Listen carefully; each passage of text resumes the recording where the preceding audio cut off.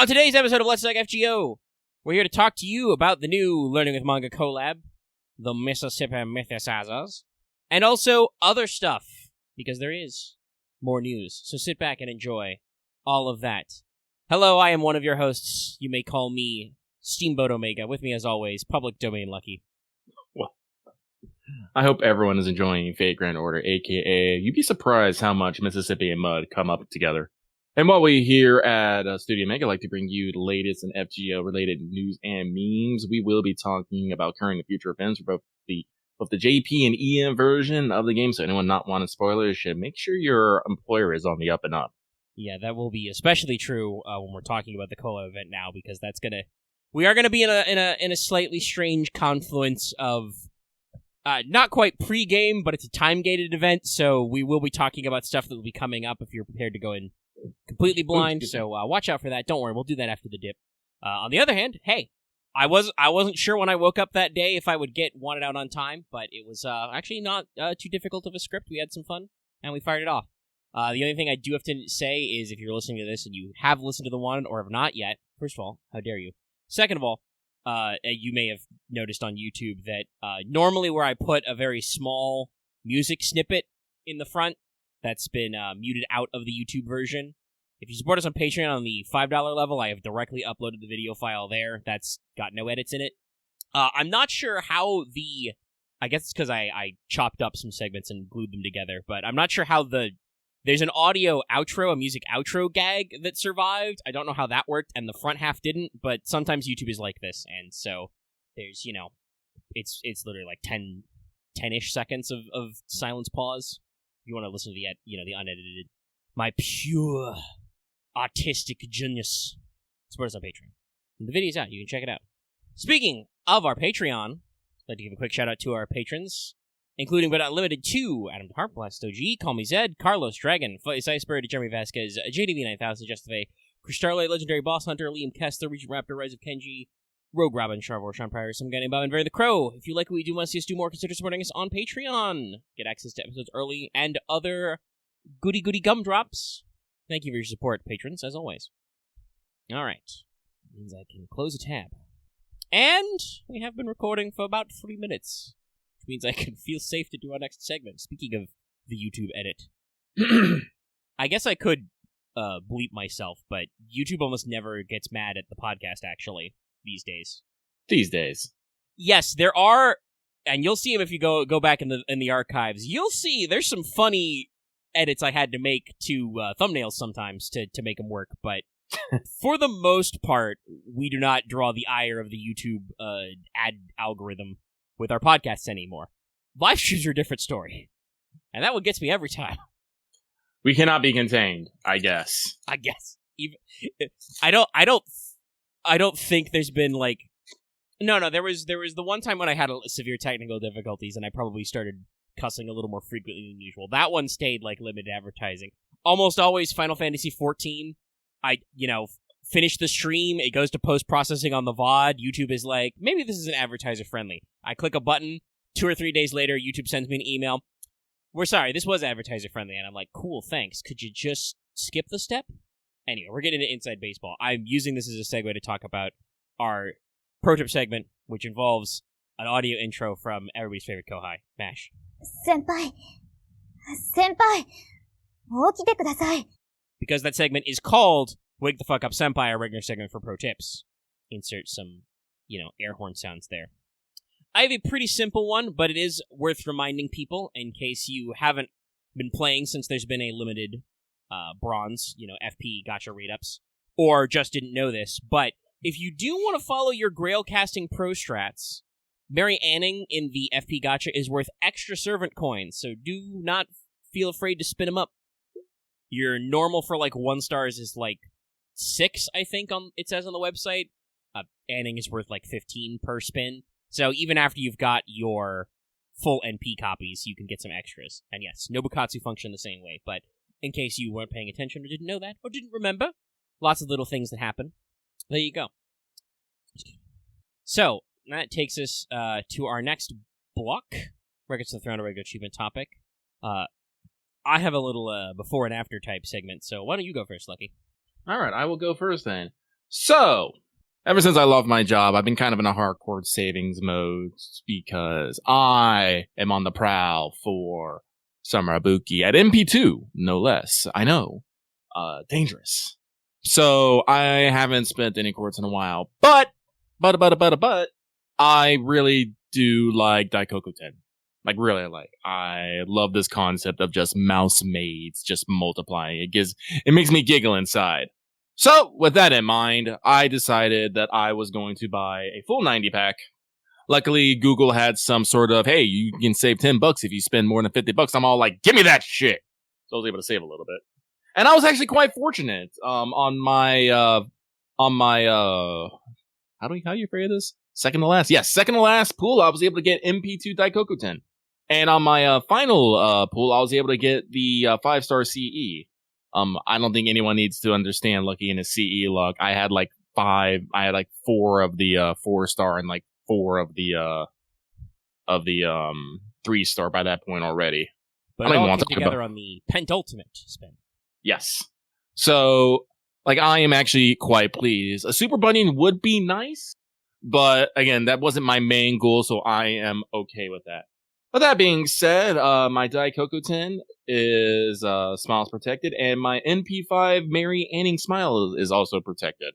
I do believe I spent about, what was it, like 220k friend points so far?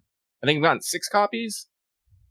This is one of those things that blows my mind. People are always talking about, like, yeah, you gotta spend all this stuff. Like, I had 2.2 million at this point, and I spent like a tenth of that, and I got 6 copies. I'm like, is this really worth it? Is it? I mean, you can keep firing for those coins, but it depends, I guess. I had like over 3 million FP, and I think, to spoil my next point, I think I got all mine done in like 100k. I'm pretty sure I was lucky. Yeah. Didn't feel like it took too long. So that means I could easily go back in the tank, but I will say, rolling the hey, we want to talk about people always asking us, what's quality of life? I have way too much FP. Please let me do more than 10 spins at once, game. You managed to make it work for Lottos. Please let me go deeper on FP spins. My god, they're so slow. But, yeah, hey, for me, Mary Anning is NP5. Her smile is protected. Only took me like 30 minutes tops time. It was easy peasy. I managed to blow through my backlog of EXPs and a few more, and that's perfectly fine. We're going on. Chat is being like, but Lucky, it's so much better. And I'm like, yeah, technically it is, but if we go by my rolling average right now, I can spend the rest of my 2 million and come out with maybe, that's 10 times, like 60 more. That's like 60 900 coins. How much is it to turn into a GEL right now? I don't know. No, EXP. It's not really worth it. What am I gonna do? Eat them? Well, actually, no. I was gonna say this. I am gonna do it for the CE XPs because I am horrible about leveling up my CEs. Fair.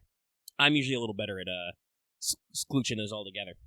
But yeah, no. Like, this is just one of those things I'm talking about. Like, I was like, I don't like. People are talking about, yeah, I got enough Nobukatsu coins for like, what was it? 3 girls? I don't actually know how many people. It'd be a lot of coins. I don't know how many people. And I'm just like, how? Yeah, I like how Robin put it in Patreon chat. It's a really, it's a conversion of your time to value. It is a good value, but it is hard to justify hours rolling the FP gacha because it is a slow process. Like, it's a decent, return like 6 on million. investment. Okay, that probably. I thought I allotted 3 million. What's the cap? 99 million FP, or is it 999? Yeah. Let us know in the comments below. But it's like, again, I think people are just having better like luck rolling the limited than I am because. Yeah, I don't know what the rate is. Yeah. I will say, you say you got up to like 6 copies. I think I stopped straight up at 5, and I've not been back in since. Anyway, that said, hey, let us know how your FP gacha rolling is going, what you think the rates are like. We do have to take a brief dip into Not Otherworld's Evil, but damn close. Told you it was a multi-part story. On the other hand, I was pleasantly surprised after we got the last tier of our spring campaign rewards that I had like 20 tickets saved up. Dumped all of those into this gacha, mostly looking for CEs, TBH. I won't say no to new servants, but I was mostly just like, man, that Jurassic CE looks cool. It's a very good look for Liz. Nothing. Just like 3-star CEs. So yeah, we'll see how ticket spends go as the event goes on. But not a great spin up to get started. Yeah, the reason why I actually spent the money because I didn't want my overall quartz lever to actually go under, because I think that would have like killed me a little bit. Yeah, calculated your quartz to quartz ratio, but you know what I mean, Chet. Yeah, no, but like I have like 300 quartz and like 35 tickets right now, and I'm like, I'm going. Big number. Going for big number. Well, that means it's time to move on to our next bit of business. Did you finish your master missions? To complete your master missions this week, you need to put a Lancer in your party 5 times, and then put a Saber in your party 5 times. It doesn't really count if you complete the quest, but, bear with me. I'm trying to simplify these. They're really wordy. Well, this one's not. Perform 30 FP summons. I'm pretty sure everybody did this instantly the moment the event started. Probably. Then you need to defeat 10 servants, and also defeat 3 each of Archer Saber Caster and Lancer Rider Assassin Berserker. So basically, you probably already did this, either clearing out your rank up and interlude backlog during the tail end of Water Crisis, or you got it in your last minute farming of Water Crisis. But if you literally haven't played FGO before the event started, you can do all of these in the event. Everything will be perfectly normal. So that means it's time for Skelograms, the news. Skelograms, yeah. Surprisingly, I said that we might have some details this week for upcoming stuff in JP. Not really. We're still playing a little close to the vest. We're wrapping a few things up. We do have a past collaboration event summoning campaign, started the 17th going until the 28th of April. It's going to run 3 different banners. You're looking at a Super Bunyan Daikokuten banner, a Voyager Kyokoyo banner, and an Ilya Miyu banner. Just a decent spread there. It is funny how this does work out timing-wise, though, because if they hadn't done this, I would have had to comment about how similar to Trung Sisters, Super Bunyan wouldn't have had another raid-up yet this year, but they made it work. They have been, like I said, we haven't mentioned this before, but Lysenko has been trying to line up certain things with both servers, with multiple servers. So yeah, they have realized the power of marketing synergy. Yes. This past collaboration events summon banner also coincides with a very basic Mahoyo pre-release campaign. Log in for some stuff, and there's a different My Room backdrop they're cycling through. They have also announced the bonus servants for that event. They have. It has made me excited. Yeah, it's an interesting one. There's the correct website. So yeah, we have a preview of coming attractions here. So your applicably related servants, who they are also doing all dailies open, and the usual bevy for the bonus servants. You're looking at double suck chance, double friend point, half AP if they have a rank up, half AP if they have an interlude, and 20% increased bond during this time period. Your servants are going to include Muramasa, Saber Shiki, Fujino, Calamity Jane, Kid Gil, Zenjobu, regular Vanilla Ku, no extras, Kashin Koji, it's probably puppet related. Yeah. Amor Karen, Space Ishtar, Bezet, Mana McLear, and MASH. So the fact a lot of our major previous crossover characters. Having Kashin Kojin and Saber Shiki in there does give me a lot of hope that Toko will be in this event. Oh yeah, I think I saw people online straight up being like, "Oh, so Toko's going to be in this event." Like we've added a Shiki and a Puppet Master, and I'm assuming that's why Zenjobu is also in there because they're tied to Kashin. Yep. A lot of people were kind of confused by the inclusion of Jane, but I assume it's because Space Discharge in this list. They are kind of a unit. Yeah. They're written by the same author. Who I believe also maybe one of the major writers for this event as well. So we got some stuff cooking. I mean, Muramasa is definitely because it's, what you're talking about. It's Shiro. Sorry, I had to clear my throat a little there. That is related to Toko as well in some endings, but it's definitely for the Shiro part. Yes. Actually, surprised they didn't put a Medusa in. Yeah, because of the Mystic Eye Killers. It's a little odd, but I don't know. Medusa has been featured in several major events lately. That is true. To explain that bit, though, it's actually a funny bit of lore with the Alzaki sisters. And the one item in particular. At one point, Toko creates a pair of glasses that can block mystic eyes. And depending on what story you read, they end up in different places. So if you read Tsukihime, that is a story where Aoko has stolen these glasses, made them indestructible, and then gives them to Shiki. But if you go to Fate and do the Heaven's Feel ending, Medusa actually ends up with them. Probably in the vein of them looking for a puppet body made by a renowned puppet master, which is technically a shitty product, but still superior to anything else out there. It's a little wild. So, but no, again, the presence of Fujino could be there for a couple reasons, but we have some Kara no Kyokai touches, so I like. Mm-hmm. Toko's definitely going to be in the event. Will she be a playable unit? We'll have to find out. Please. We're hoping. We're preaching. Listen, everyone can have their Alco enjoys out there. I need my Toko, please. I mean, also, I would say this. I feel like given her prominence in the marketing material, what little marketing material we have, that's a playable Alco is basically guaranteed. Well, yeah. I don't know if she'll be like the welfare or what, but it's like she's gonna be playable. I don't think there's any way they can be handling this that they're not, like, especially with like the fucking background image is a very important of that, field of flowers type thing. So like, yeah, no, it seems very, very easy to point. As people have pointed out, there's kind of some interesting absences. Like you said, there is no Medusa in here because her glasses are supposed to be those mystic eye killers. There also is no any related Sakura faces, even though there would be some crossover in that ending as well. Mm-hmm. And also, as somebody pointed out, there's no regular Shiki, it's just Saber Shiki, Void Shiki. Also, while it's not directly related, it is kind of funny to me that we're not trying to assemble like the great heroine's pyramid. There's no archetype Earth in this list either. No, there was people joking about how FGO has finally assembled, the main Nozzle Work heroines. Yeah, that does kind of make me feel bad for female Hakuno, though. Yeah, because both of the Hakunos are very popular characters in fan art still and fandom, but obviously with the no sign of Extella 2.5 Reverse Moon Reverse. I think it's also the problem of it's select your character. Like, Hakunon is supposed to genuinely kind of be, the player insert at this point. Like, it's true, but both Hakunos have some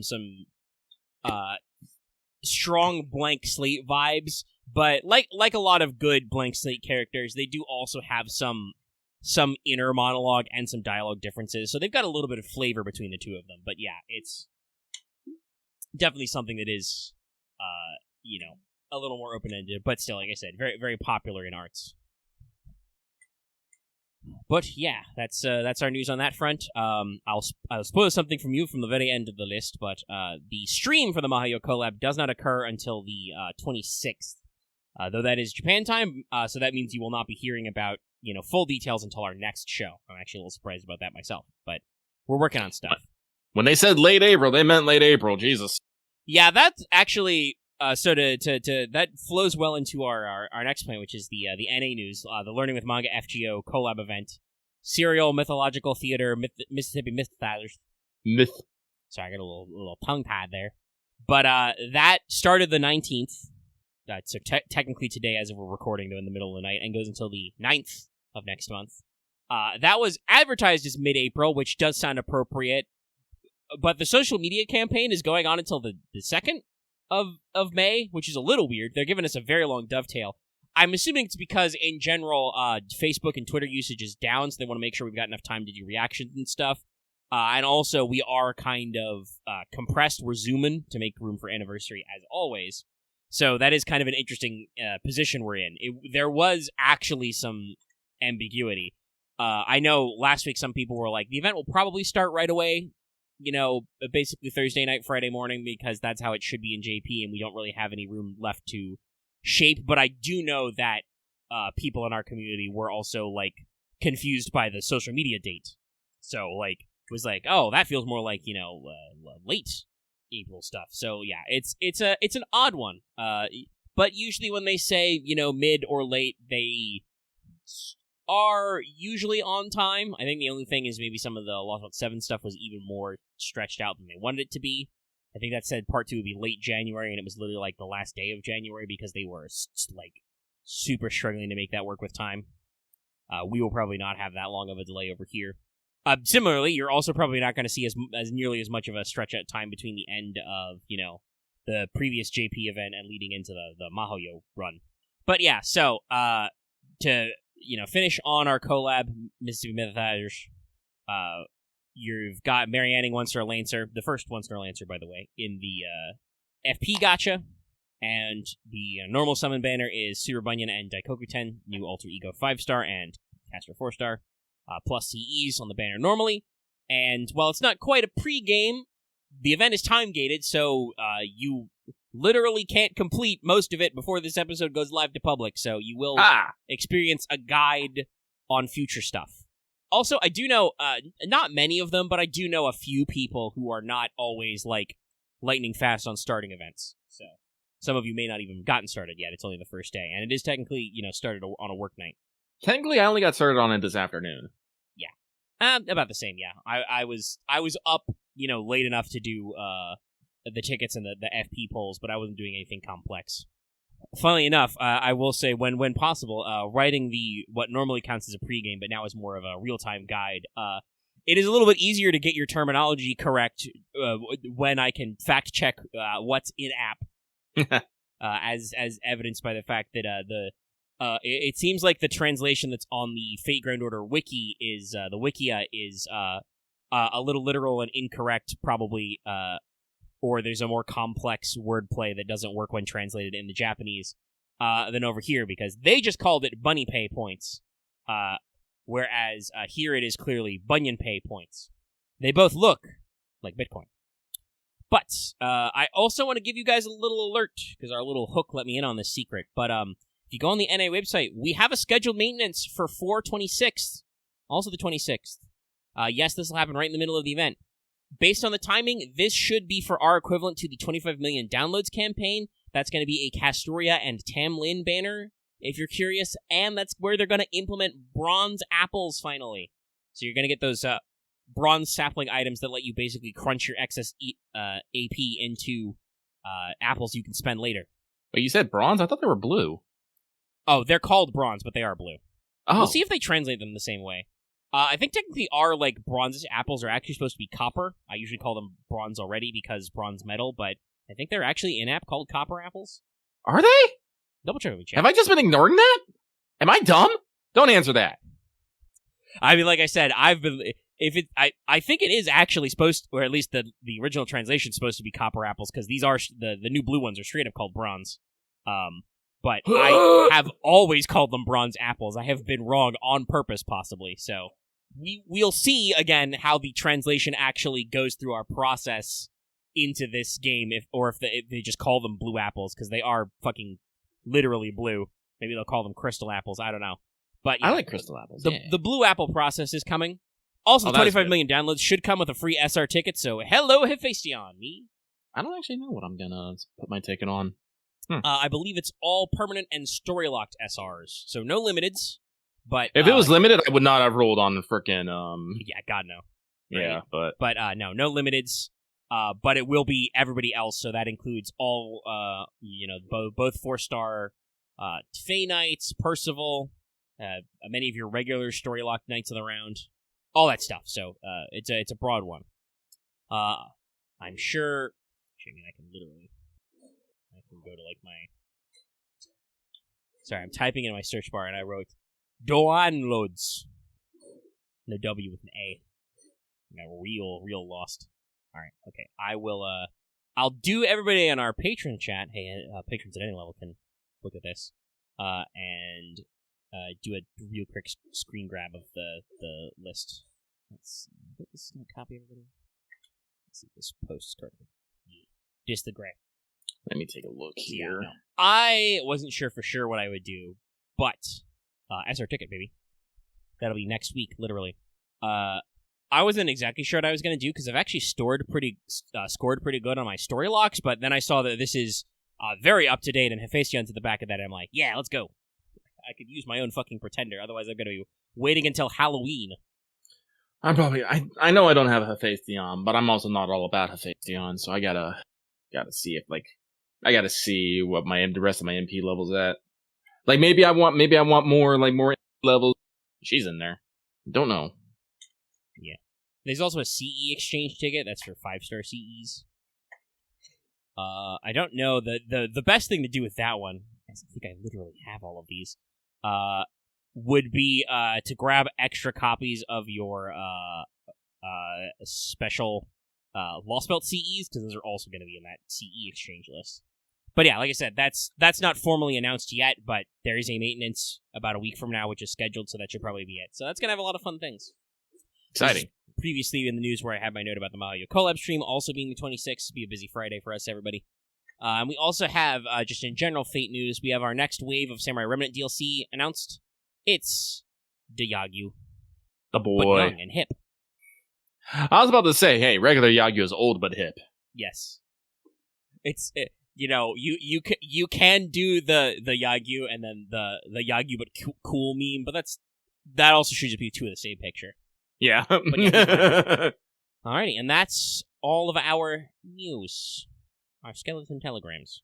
Alright, well, with that then, it is time for this week's Let's Talk FGO Mailbag, the segment where we read what you have to say and comment accordingly. Let's do one last check and see how many we have. See if anyone snuck in last moment. No, it looks like we are still at 7. I am thankful for this because, as usual, I posted it, it's like, what? Hang on, let me see. 6 hours ago, so like 1 p.m.-ish. Ugh. So thank you very much for all of these. But let us not hold anything back, and we'll get started on them right now. This first one comes from a typical arts enjoyer. A Tay, if you would. Dear Lucky and Omega, one of my favorite parts of Let's Talk FGO is the monthly Fan Servant Friday. It's a grand chance to showcase all sorts of historical and mythological figures that can fall by the wayside or just reflect different aspects of them. I was wondering if you ever thought of doing a community event where people submit or showcase servant concepts. Anyway, best luck on future pools and enjoy your time on the Mississippi. I mean, if someone wrote up a servant and again's like, hey, could you talk about this on show? I'm not against it, I guess. Yeah, we don't really have an avenue for that set up, but I'm pretty sure people. No, I shouldn't even say pretty sure. I know for a fact people have posted their own fan created servant profiles in appropriate areas of our Discord in the description. I'll tell you what. If you are a patron and you post a servant that you have created in our Patreon chat and say, hey, Lucky, look at this, I will read it on the show, yeah, and I'll make sure to credit. And I will make sure to credit you appropriately. So, remember, you can join our Patreon and our Patreon chat for just $1 a month. Link is in the description. Yes, any level of patron coverage lets you look at Patreon chat on our Discord. You could see memes right now. So normally I'm not for it if you post it in our mailbag, because that is a segment where we will have discussions about things you're talking about. But if you want to show off something you created and in our Patreon chat and maybe want to get on the show, that is completely A-okay. And if you do just want to share with people, we have an OC section of our Discord as well for any kind of original content other people come up with. There's no guarantee we'll see that and talk about it on the show there, but if you just like sharing anything, actually, we have a few artists who scribble some stuff down there. Someone in Patreon chat's already time to work on my Teddy Roosevelt concept. Rough Riders, baby. Big stick. Noble Big phantasm. Stick. Anyway, thank you very much for that. We are going to move on to the next one, and it comes from the Heathen Soul of the Light Mode Discord, who says, Dear Omega Bunyan and Lucky the Big Blue Bunny. This event's theming has me curious. What American servant do you like the most? Also, how's about that music? Amusing Graves right at the overworld. Groovy chill boobs to you both. Wah wah wah. Wah wah wah wah wah. No, music in this. And actually, I was going to mention that when we got to the segment. The fact that they took the Learning With Manga theme, made that the battle theme. Plus, they did the fucking end credits thing with the dun dun dun dun dun dun dun dun. It just gets me every single freaking time. So no, the music in here is really good. I can't wait till they actually put it in the music player. Yeah, it's a real good collection of stuff. I think there's also like they've got a slight remix in events of some of our classic Part 1 music, in addition to some regular Part 1 music. But yeah, very, very good stuff in the Overworld theme. When we're talking about American Servants, though, if we're actually talking about like tall characters and whatnot, I would go with my default of John Henry, who was mentioned in this event along with Pecos Bill. And also Mike Fink, the Fighting Boatman, apparently. I never heard of that guy. Well, his name's Mike Fink, so. Yeah. But if we're talking about American characters, usually I'm gonna lead towards Paul Bunyan. Like I said, Paul Bunyan and John Henry were stories of my youth. But our actual collection of American servants is North American, especially specifically, is not super open. Would you say that Voyager is an American servant? Yes, Voyager should count. He's a NASA probe. He was launched from here. True. And funnily enough, as I'm looking at the category on the Type Moon Wiki American Servants, he is in here, yes. Okay. Your primary choices are Abby. I don't know why Anne Bonny and Mary Read are here. I thought they were Scottish. Was one of them from the Americas originally? Or is it just because of the Caribbean? You've got Calamity Jane, Billy the Kid, Geronimo. Hessian Lobo technically counts, because those are both American folktales. Tesla's in here, even though I believe he was born outside of America. The Bunions, and Big T to the E, the Lion Man himself, Thomas Edison. Out of this list, I would probably say Billy's always been fun. Man, also making me think, man, it's been a while since we saw Billy in something. He's been a class act, though. But yeah, it's probably Bunyan in that list, and maybe Voyager. Voyager's such a good little lad. Yeah, the list actually, I would say Geronimo. Honestly, like I feel like his kid's underperforming, and he's not really utilized. But every time he comes up, I'm all like, man, this man is my rock. Yeah, Geronimo is a good example of a character who's written very well and has always been a pleasure to see. I have no use for him as a unit. he is mechanically not useful, but he's a great addition to the team. Hell, him and Billy were part of our rock back in the American Singularity. Yeah. No, I don't think we've seen Billy since LB1, sadly. Didn't Billy show up in Saber Wars 2? Was he also in the 2 somewhere? Probably had a cameo for a planet, yeah. Because we did have Jane in there. Jane is great, but she's the servant version, so... She's from Space America. It's America. In space. And where can you get all this delicious space food? At Spacies.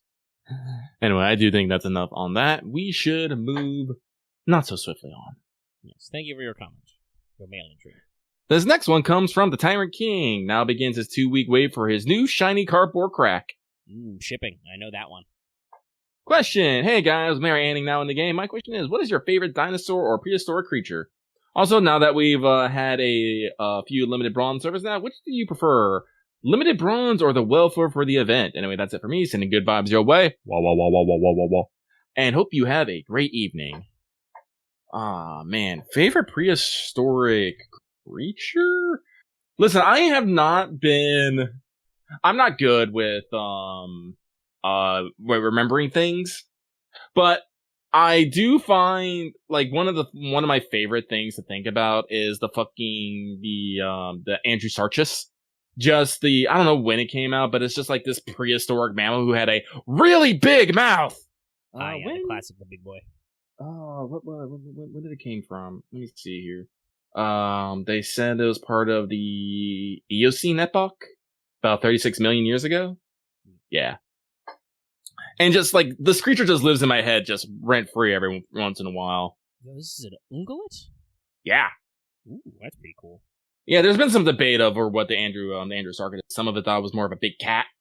But by the way, the ungulates or the ungulus family, that's hooved animals, technically. Yes. It's a pretty broad class, includes horses, tapirs, rhinos, camels, etc., pigs. But yeah, it's very interesting. Yeah, I don't know. I double checked the spelling and clicked in, and it's funny because there's like at least one judging by the teeth and stuff, we're pretty sure it's a predator, but like there's a couple of art renditions I've seen that are pretty metal. It makes it look like a giant Tasmanian devil type creature. Mm-hmm. Other artist renditions appear to make it look more like, hey, imagine like a wild boar type animal, but it's just got giant bitey jaws instead of tusks. It's pretty hefty. Man, I don't know. Like most red-blooded American children, I had a dinosaur phase when I was young. Me too. Like, if we're talking straight dinosaurs, I've always been a fan of the raptors. Yeah. Of any kind. Yeah, raptorids are very, very cool. Compies. Super cute, also deadly. Yeah. I can't remember what the name of those feathered hunt those. I know Aaron attacked us with them. The fucking the feathered raptors. Oh yeah, which one was those? Well, many dinosaurs we had. There's the classic hook claw Deinonychus. Yeah. A lot of my friends. There's a few. I've always thought specifically, while many theropods are pretty cool, Utah raptor was very interesting because, obviously real life velociraptors were, much smaller than they were in the movie, but in Utah, in case you couldn't tell, we found skeletons of a raptor species which are about as big as the movie ones, Utah raptor. Yes, thanks to the power of Jurassic Park, most of us were had one. That movie came out, shortly after I was born. So. Archaeopteryx. Yes, Archaeopteryx. That's also another cool one. The primeval bird. No, like, honestly, there was something super cool about, like, half-scaled, half-feather, just creatures being like, rah! I'm like, yeah! Yeah, as we learn more about, like, the bridge between birds and dinosaurs. Because dinosaurs are pretty metal. Birds are pretty metal. Oh my god, birds and dinosaurs are the same thing, Like, it's like chocolate and peanut butter. You're just like, wow, that's rad. There's also, if you want to go a little sooner, there also are some fun, not just Andrewsarchus, but I've always thought that, like, I know it's a weird one, but that like giant ground sloths are always really interesting because those guys were, Megatherium, those guys were big. I am glad that we no longer live in a world with Gastornis or Dromornis, terror birds. Yeah, those are big. I'm glad those fuckers are dead. God, sorry, now I'm just thinking of that. I mentioned it before, that one Lord Mandalore Cabela's hunting video. How do we survive as a species before guns? As he's just fighting 10 million jaguars. This is fucking scary, guys. Yeah, hey, this turned into a good plug. If you like this dinosaur conversation, check out our actual play, The Incident at Benison Island. Spoilers, but that may involve some dinosaurs in it. And somewhere in the next few weeks, depending on how exactly long it takes us to do some stuff in our current Singularity War jump, Aaron has been working hard on a sequel to that, so expect more. The Return to Benison Island. But yeah, dinosaurs. Hey, people at home, sign off in the comments. What are your favorite prehistoric creatures? I'm not saying that just for engagement, though, by the way. Like, I read your comments, y'all. I know that YouTube likes it, and that's part of the engagement farm, but also, like, genuinely, seriously, I'd love to, comments. It's like an informal poll, without the trouble of me having to set up distinct poll entries. It's true. Now, as for the second part of this, thinking about limited bronze versus welfare, I think it kind of depends. Like, bronzes, I think, give them some flexibility in that without grailing, they're not going to be, like, super high-level stats. So, usually they come up with some very interesting niches. I think Marianning is just, like, a really good budget lancer for farming, but Nobukatsu has, like, a very distinct route as, like, a cheap, general Nobu support. So, they get to do some funny things. Welfare is obviously, being 4 stars by default, kind of get to be packaged in there with some more robust base stats. But also, you do usually have to jump through a few extra, hoops. You got to make sure you're clearing all your event stuff to get your extra NP copies and Ascension mats and so on. Whereas the welfares the limited bronzes are just, part of the normal servant pool. It's an interesting dichotomy. I don't know if I prefer one over the other.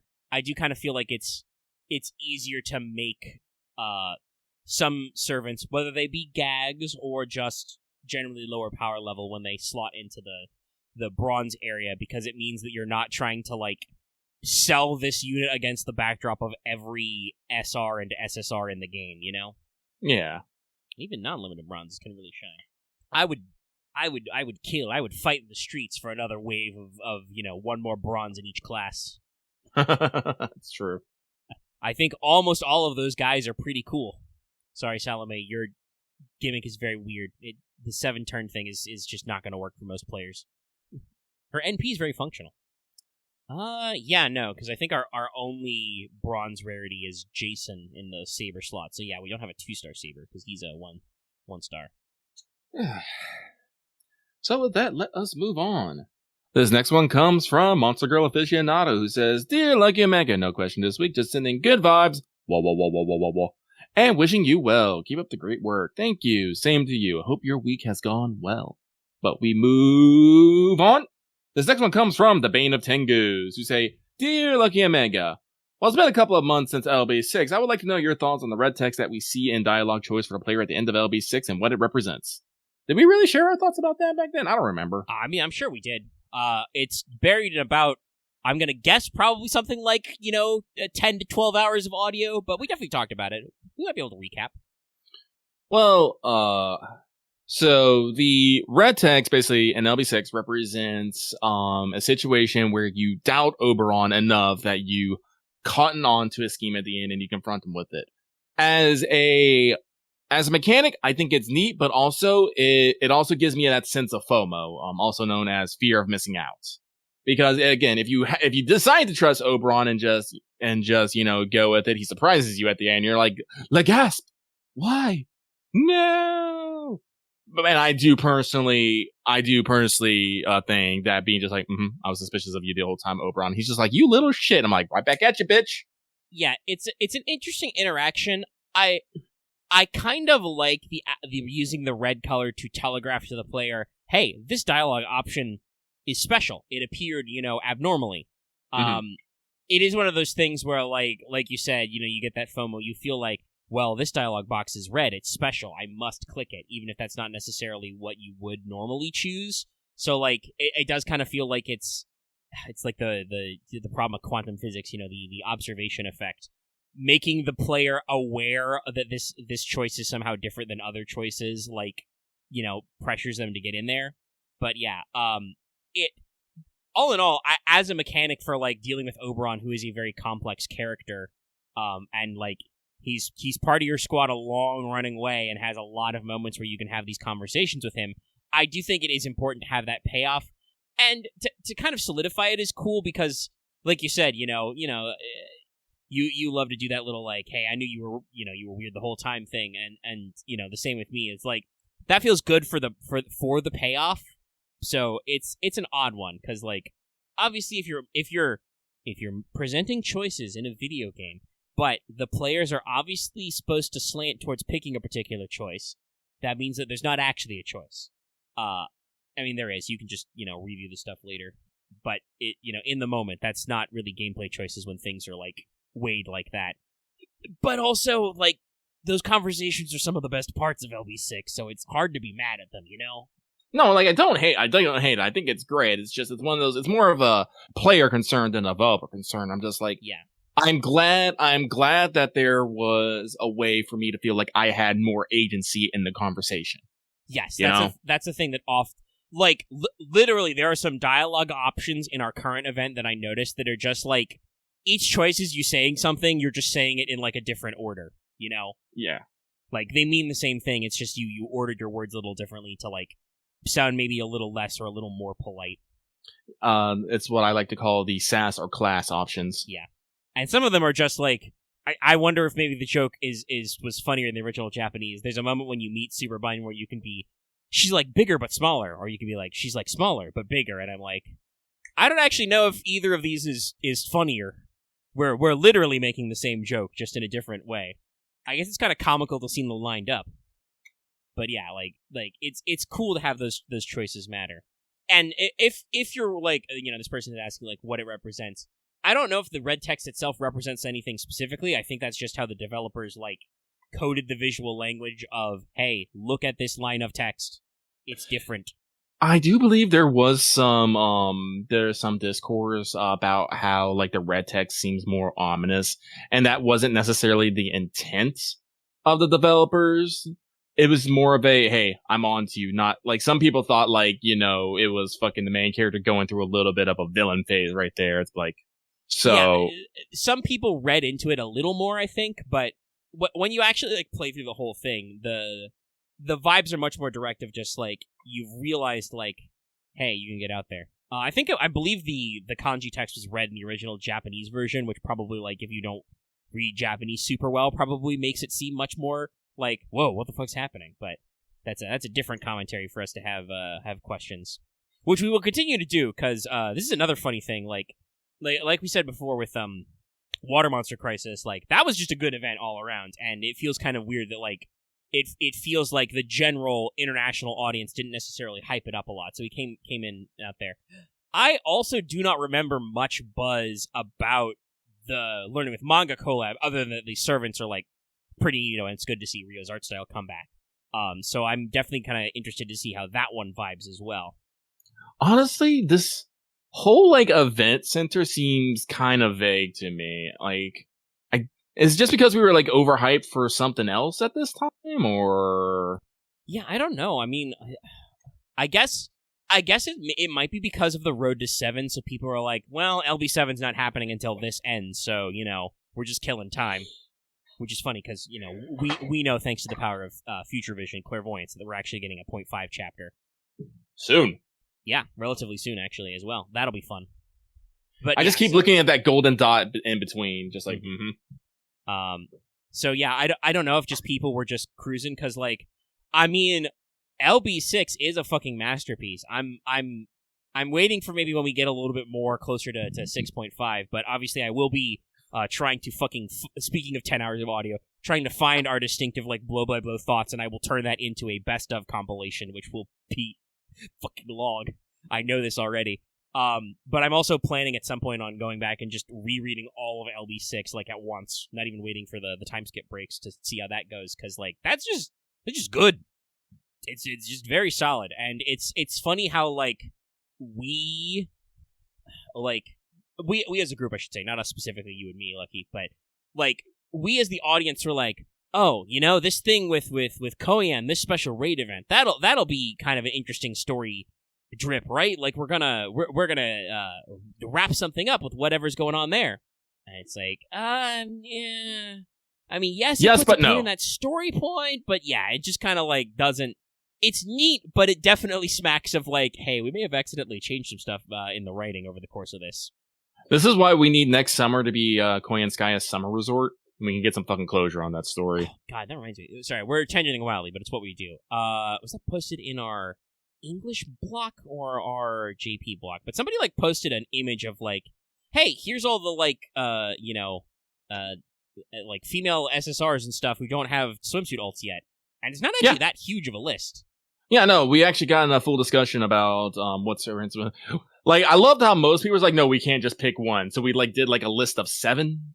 Yeah, because 7-ish is about usually where we are with alts. Here we go. Yeah, I see the image. So like, there's some funny ones in there. There's some who obviously, because I don't think this does break it up by like year list. But the Koyans are both in there. Yeah, I'm looking at this again.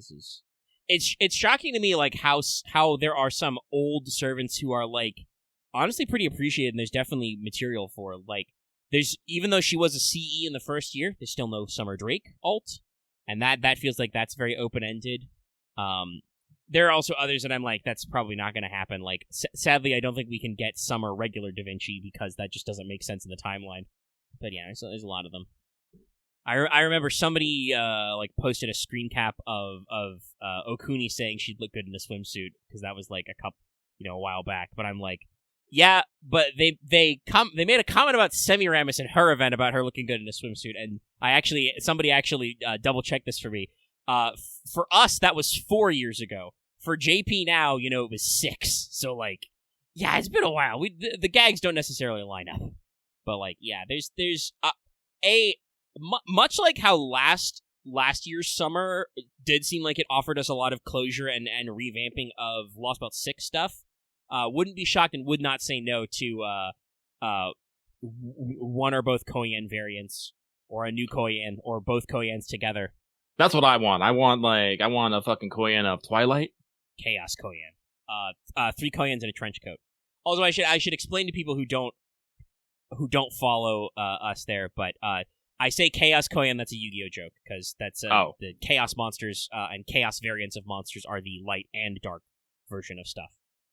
We have dark versions of many iconic monsters, and the light rays, which are just the pure light, and then chaos is usually light and darkness together. Chaos. So that's why we say that. But yeah, also make the joke 3 Koyans in a trench coat. I do, by the way, I want to shout out credit to this list person for the extra thought. They didn't skip anybody. Fucking Hobbitrot's icon is in this list, and I'm like, man, that would be funny. I don't know that would fly with the art team, but that'd be funny. In my 7-lip, I didn't put the Koyans because I have a pretty strong feeling they're going to be in this summer. I think it's about time. Actually, hold up. Did Wadarko draw anybody for last summer? I don't think she did, because I don't think she drew any of the major characters. Let's see, because it was the Tamlin, Castoria, who? Chloe and Suzuka. Because there's Castoria in there. Was it only those 6s? Well, she did, didn't she do... No, she didn't do, No, we have a different artist for Chloe and Suzuka. It does, funnily enough, mean, though, that Chiwa Saito was in last summer, because... Yes. Chloe, but, yeah. I don't know if she did anybody, around the turn of the anniversary, either, so... Yeah, I gotta double check. I don't think she did... So, now... Durga, I'm sorry, my brain was fucking dying for a second. Let me double check. No, that was Star Shadow Magician. Was voiced by Shitai Naruka, though. Star Shadow, by the way, done some very great CEs as well. Oh, that's cool. I didn't realize this, but Star Shadow is the artist who draws China's anniversary specific CE images. That's cool. When do we get a servant by Nami then? Oh, by the way, Wanaharko's last servant was Draco. So it's been a minute. Yeah, I mean that was a big one last year, but hey, that means the way is open. Wadarko Summers, Summer Koyan, Summer Drake, let's go, fire it up. But yeah, sorry, we got in the weeds a little bit away from this person's red text question, but yeah, like I said, I don't think the red text necessarily means anything specific. I think that was mostly an out of character signifier. It's just a cool note to reward you for taking a certain angle in the story and actually making your choices kind of matter. And the payoff's really cool, because Lost Belt 6 is written very well. It's pretty cool. Man, fuck Fairy Britain. Fucking Fairy Britain. Somebody in our Patreon chat, by the way, said that they calculated it's roughly 13-ish hours. Jesus. I'm not sure if that's just, I'm not sure if that's just raw, counting for, the total length of those streams, because there would be other stuff involved, too, but it's big. If that's just the length of the 2 videos, the 2 or so weeks we did our deep dive put together, maybe 3 weeks. I think it was 3. One thing, yeah, 3-ish weeks. That's one move. If that's actually just counting for the bits we did, there's some cutting around to do. That's okay. I'll go in the edit tank eventually. Honestly, probably not before too long. I think it'll have to be sometime next month. I got to be working on that and posting it, because the trauma's a little closer than you'd expect. But, this question had a fucking PS. Son of a bitch. This question has a PS. This person has a PS for you. PS for Lucky. That's me. As someone who's considering getting Stellar Blade, should I go for the regular release or the digital deluxe version? While I love physical media, I do like to get more accessories with my purchase. I can't wrap my head around why there's no digital deluxe in physical form. Personally, I would say go with the physical media. Eventually, they will probably do a thing where you can buy the digital deluxe stuff separately. When? I don't know. But I am 90% sure they will eventually put the digital deluxe stuff in some sort of bundle or package you can buy separately from the game. It might take a while, but it'll be there. Also, don't feel like usually happen. And also, don't worry too much about it. There's going to be plenty of cosmetics and accessories in the base game alone. I don't think you'll necessarily be missing out too much. like I said, people are very hyped for Stellar Blade. There are some people who have already put 50 hours into the demo because they're madmen. Lots of people are enjoying the demo. It's almost like because I do still see some people kind of like I don't get this Stellar Blade thing. It just seems perfectly normal to me. I'm like, well, the gameplay is also allegedly good. Some people say that they feel like the action is not cut well in trailers. I personally don't see it, but like I have also not gone whole hog on character action style games either, so they may be seeing some stuff that I'm not. That reminds me, I did actually watch a video of comparisons of the different modes between Stellar Blade, and when someone actually puts shit side by side and say like, yes, this is good, this is not as good, I'm like, oh. Instead of someone just telling me, yeah, the fidelity, I'm like, I don't understand what this means, dog. But, so, people could be onto something, but again, also, like I've said this, people sometimes just get way too in on things.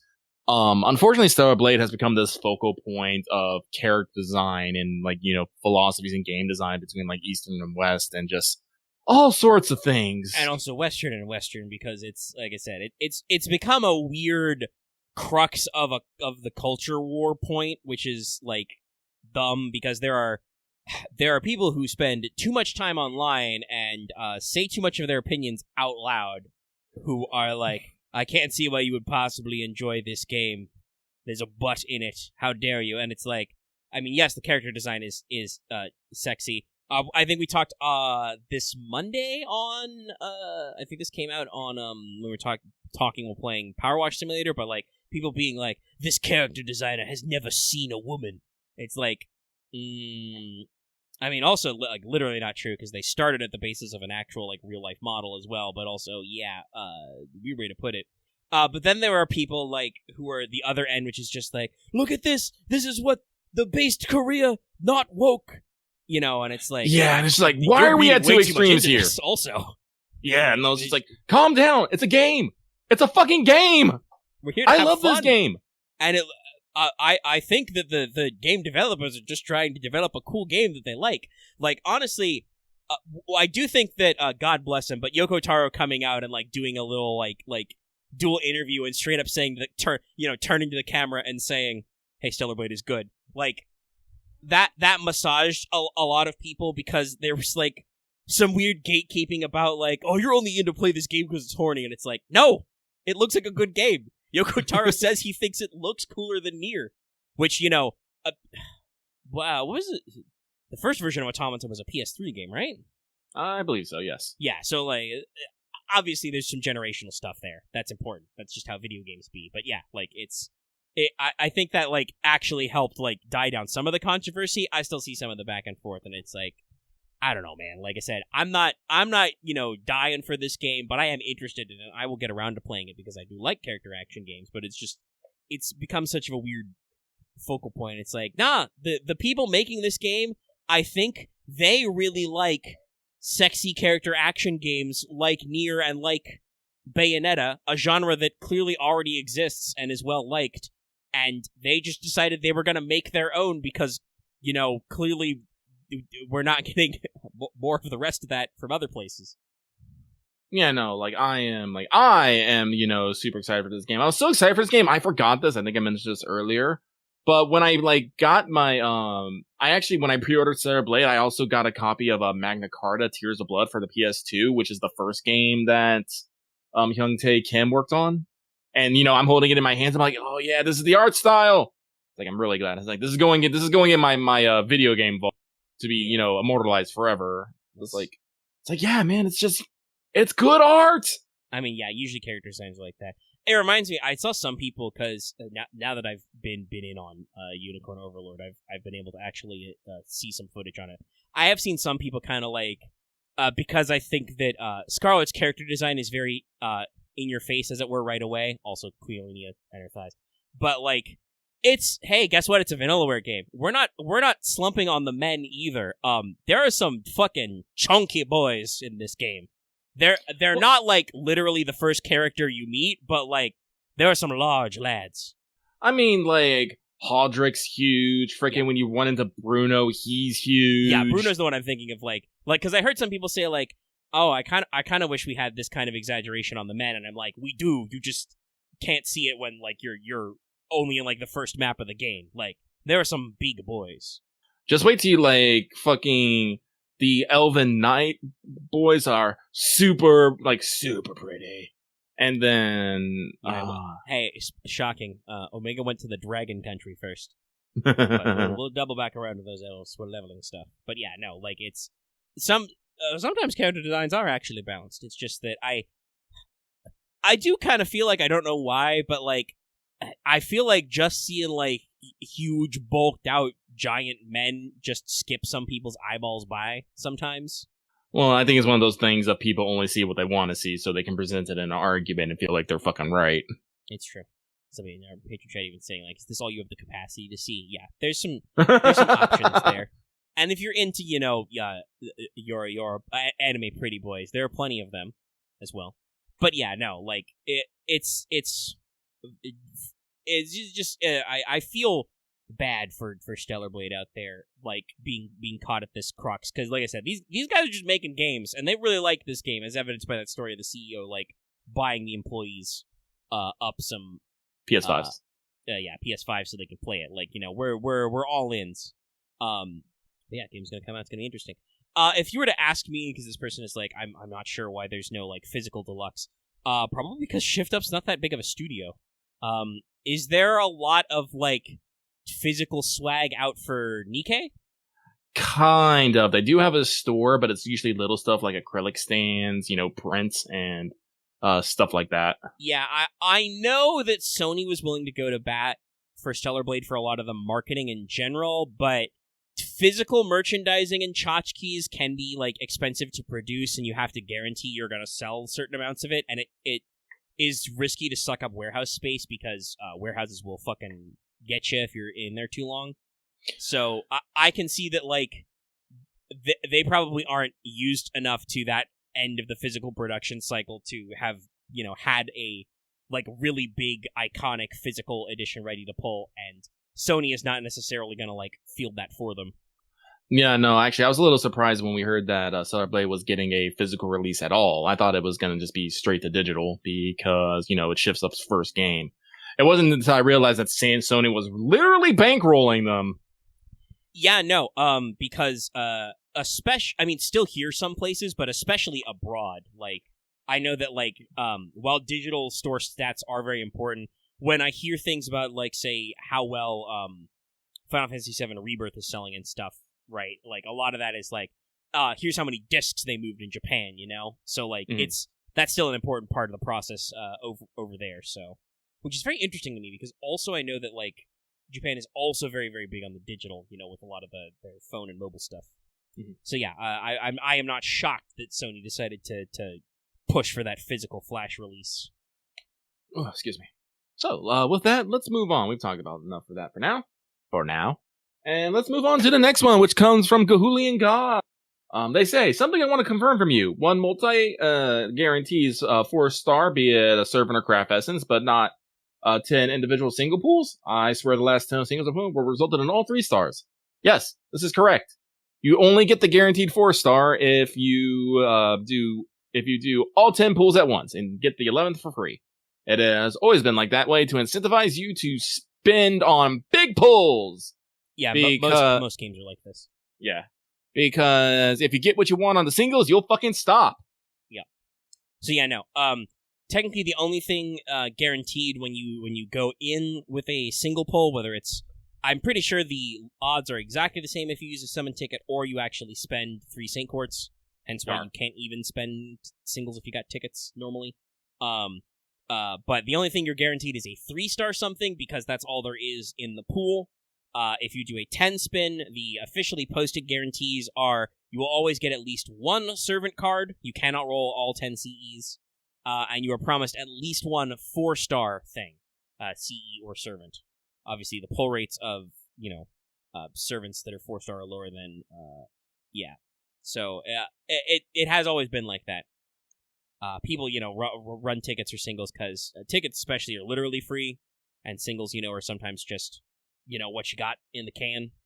God, people also have fucking tickets on summer is going to be a pain in the dick. A lot of people have a lot of oddball rituals with rolling. I know that like some people are like, okay, we do a couple of single pulls to sacrifice to the gacha gods to juice up the luck. Before we go all in on the 10 spins. But yeah, no, singles are not guaranteed. This, and like I said, this is how most games are. Hey, guess what, everybody? Yu-Gi-Oh! Master Duel has the same rules with virtual cardboard. Huh. You can spend 100 gems on it's tens of tens, because obviously pulling singles of cards doesn't work, but you can pull one pack for 100 gems. You're not guaranteed nothing. If you do a full 10-pack pull, you're guaranteed at least an SR. And if you don't get a UR in your 10 pulls, you're guaranteed a UR the next time you pull that same pack. So most gacha-style mechanics work like this. I think, for instance, FP guarantees basically nothing. Like, there's no statistical guarantee, it's just whatever. It may be. Free. Roll and let the gacha gods take your hand. Alrighty, but let us move on. Thank you very much for that. Our last one, and definitely not least, comes from the one and only Agent 418, who says, "Hello, Lucky Omega. Have a good weekend, y'all. Same to you." They have a PS. May your internet be stable and your games with more joy. I did mention in the mailbag, my kingdom for a stable internet connection with my friends. This was mostly referring to playing with Loth and Omega as we try to enjoy Helldivers and Enshrouded, respectively. Even though Helldivers has been out for months, we still cannot connect well. Usually, if someone in Omega is in a game and third person tries to get in, Omega has to get kicked out first. Then the third person joins the first person, then Omega gets back in. It's wild. And then sometimes the game just fucking crashes for no goddamn reason. Yeah. With Enshrouded, it's even worse. Loth, it's like a 50-50 chance if Loth can play with me or not. It's terrifying. The joys of early access. What the fuck is Netcode doing? What the Netcode doing? Yeah, and it's really weird for us because the problems really only start when we've got 3 people. Like Aaron's talking about 4 players, and we have to do a lot of shuffling. But like, if 2 people connecting one person to one person in Helldivers, very normal. 3 people, that's when we start having to do some fucking shell game shit. All 4 people, yes, right? Shrug, see if it works. So, with that, though, we are done with the mailbag. That's the mailbag. Well, let's take a brief intermission and come back with some news for you, some guidelines and some updates about Mississippi methathizers. I feel like it's important to say with a slight lisp. Mississippi methathizer. A little weird to force the lisp, but it flows really well. Anyway, we'll be right back. All right, break resumed. If I was super clever, I would insert an ad break to where that lines up to in YouTube. But when you make videos that are as big as our podcast, finding individual seconds in the timeline for the ad insertion is hard. Yeah, YouTube is not that granular. But we're going to talk about Mississippi Mythicizers. We are a day late and a dollar short, but the Collab event, as I mentioned earlier, is time-gated, so you're unable to complete all of it before the episode is posted. Ha! So we will be giving you a update. Not really a pregame, but more like a mid-game commentary, a running briefing. It's when they call the audible in the play. You're in the middle of it, but we're changing things up to let you know what the plan is. But we got a point ladder type event with a cute little mini-game tacked on. Your main quests are basically purely time-gated, but there are going to be follow-up parts behind the point ladder. It's one of those type of events where, on Saturday, we'll unlock the next, event to go in, and you'll do, a couple pips, and then you'll have to get some points, and then you'll do another couple of pips, and maybe you need to get some more points, or that's the next act, so on and so forth.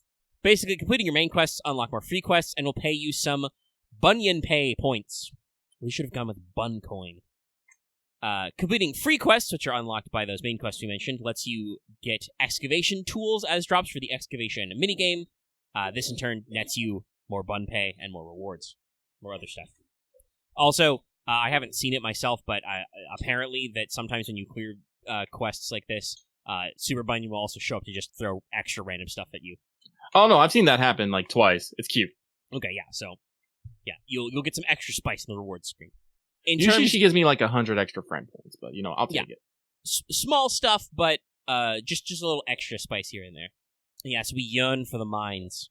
Ooh, I wonder if I can work that in the title of the episode. I'm not sure what I'm titling it yet. But you've got a total of the usual 7 acts plus a prologue and epilogue. Though remember, these are bifurcated by point gates as well, so it's not as straightforward as doing 7 quests. There's some stuff in there back and forth. And this means that as a result, this is going to net you a total of approximately 15 Saint Quartz, because like I said, there's some multiple stages in there. A Holy Grail at the end, a lot of 3-star CE XPs, and also 1 copy of the regular 3-star drop CE tin in there. But yeah, so they've done a thing where, like, there's only 7 acts, but we've got some extra spice in there to give you some extra Saint Quartzes. Mostly because I think Losengle knows that only giving you, like, 8 Saint Quartz for an event kind of sucks, but they can't always, stretch some things out. We got some stuff. Difficulty of MSQ is going to be pretty low. This only requires food you can clear. This is not going to be like Water Crisis, which was like post LB2, so we're not quite that juiced up. The enemy class I noticed the most is Lancer, oddly enough, but we got a few other classes, and I'm not going to go in the exact detail of who's what and where, but expect to run into a lot of servants as boss fights, actually. There are a few boss mobs, monsters, but a lot of servants with funny subtitles. Though if you've actually started the event, you may have seen a guy. Fair warning, there's a Lancer boss mob who is going to be a repeating boss. He will show back up multiple times and has the ability to instantly fill MP and get 50k or more damage cut for 3-3. So I hope you like fighting that guy. He's going to be back a while. But in general, bosses don't go over like 100k HP per life bar, and there aren't even a lot of break bars. Like, that's only like maybe half the actual story fights involve a break bar. I would warn you that obviously servant enemies are going to probably have a couple of story buffs. None of them are too intense. Usually it's like, do like, 100 to 200 burn damage on normal attack, or, like 20% arts up, 20% NP damage up and stuff. Just a permanent little buffs that shouldn't be too dangerous. The main thing you are going to want to be watching out for is that you're going to have a lot of NPC solos. Either mandatory put NPCs in the front row, or just straight up NPC only, no command codes, no mystic codes, no command seals kind of a thing. There are a decent number of those. The servants you will be using are the brand new ones for this event, so, pretty typical stuff, but do keep all that in mind. No details on the exact nature, but I will pre-warn you that the final boss is going to be a berserker who has around 265,000 HP, and they will have a buff to permanently have Ignore Death and Sure Hit, Ignore Evasion on, so keep your eye out for that. You're going to have to watch what defenses you use, but still, shouldn't be too troublesome. Also, the final boss fight will involve mandatory, your entire front row has to be story supports. You can still put your servants in the back row, though. Okay. Reminds me, I should have talked about this earlier, but one of the things I was doing during our gap week was working on Advanced Quest. Some of those are tough. Yeah. First of all, finding the cost for all 6 slots, it hurts. But some of those are complicated. Fucking that Vitral one with you have to hit her with a chain of each different color command card. There were a lot of hard resets, chat. That took a lot of RNG gaming to make that one work. But this will not be that bad. Now, your free quests are all going to be pretty normal. If you've played an event, they're all normally what we call a mono class. They're going to be all one class type. Your mobs are going to cap out at their highest at like 40k HP. Your boss is at around 160. This is an event with bonus damage, so that's not super intense. I will let you know there is going to be a 90 plus node. That's going to be 211. That's right. Nary a 3-wave at all. 211. The final boss of that will be 200k for maximum farming. Let me actually, because I did not write it down in my notes earlier, let me double check what class that is. It's the Learn With Manga collaboration. Let me check free quests. Scrolly all the way to the bottom. Keep in mind, obviously, that's the big node is not needed, but if you want to go all out on that. They're assassins. Okay. So yeah, Assassino. So, again, not like completely necessary to do, the But if you want to do your optimum farming, you're going to want to try and figure out how to make that one work, because that drops a lot of everything, whereas some of your prior nodes are going to split up your drops between a couple different currencies. And also tools, because different tools matter. We'll talk about that load later. Like I said, clearing those quests will get you tools for excavating. You're right, actually not later, right now. I'm realizing first reading is that's what this bullet point is. So, clearing free quests gets you tools. There's 2 different colors of tools. You spend those tools to dig up items. Different tools work on different squares in your little excavation grid minigame. Digging up these items, you can get stuff like skill gems of every color and class. You're looking at mana prisms, QP, and mats such as chains, dust, dragon fangs, proofs, bones, magatamas, poison stingers, spinal fluid, stakes, bullets, soaps. That's Aurora Steel. They look like soap. Ice, gears, shells, arrowheads, bloodstones, silver crowns, chaos claws, snake gems, lanterns, and some more slightly rare items. They only occur in special meetings, but those include comet shards, spirit roots, and gallstones. Each square you excavate also gets you some bun coin. And I do believe, if I'm understanding this correctly, the excavation minigame is basically unlimited. You can excavate 1 square at a time manually. You can randomly excavate multiples if you've got the stuff for it, and after you clear 10 squares, or conduct 10 excavations, you can reset the board. As far as I know, there is no board reset limit, so hypothetically, if you wanted to farm this minigame, you can just farm the tool drops forever and spend them to get those mats over and over again. This is why people have called this event, I do remember it as a non-lotto event. Yeah.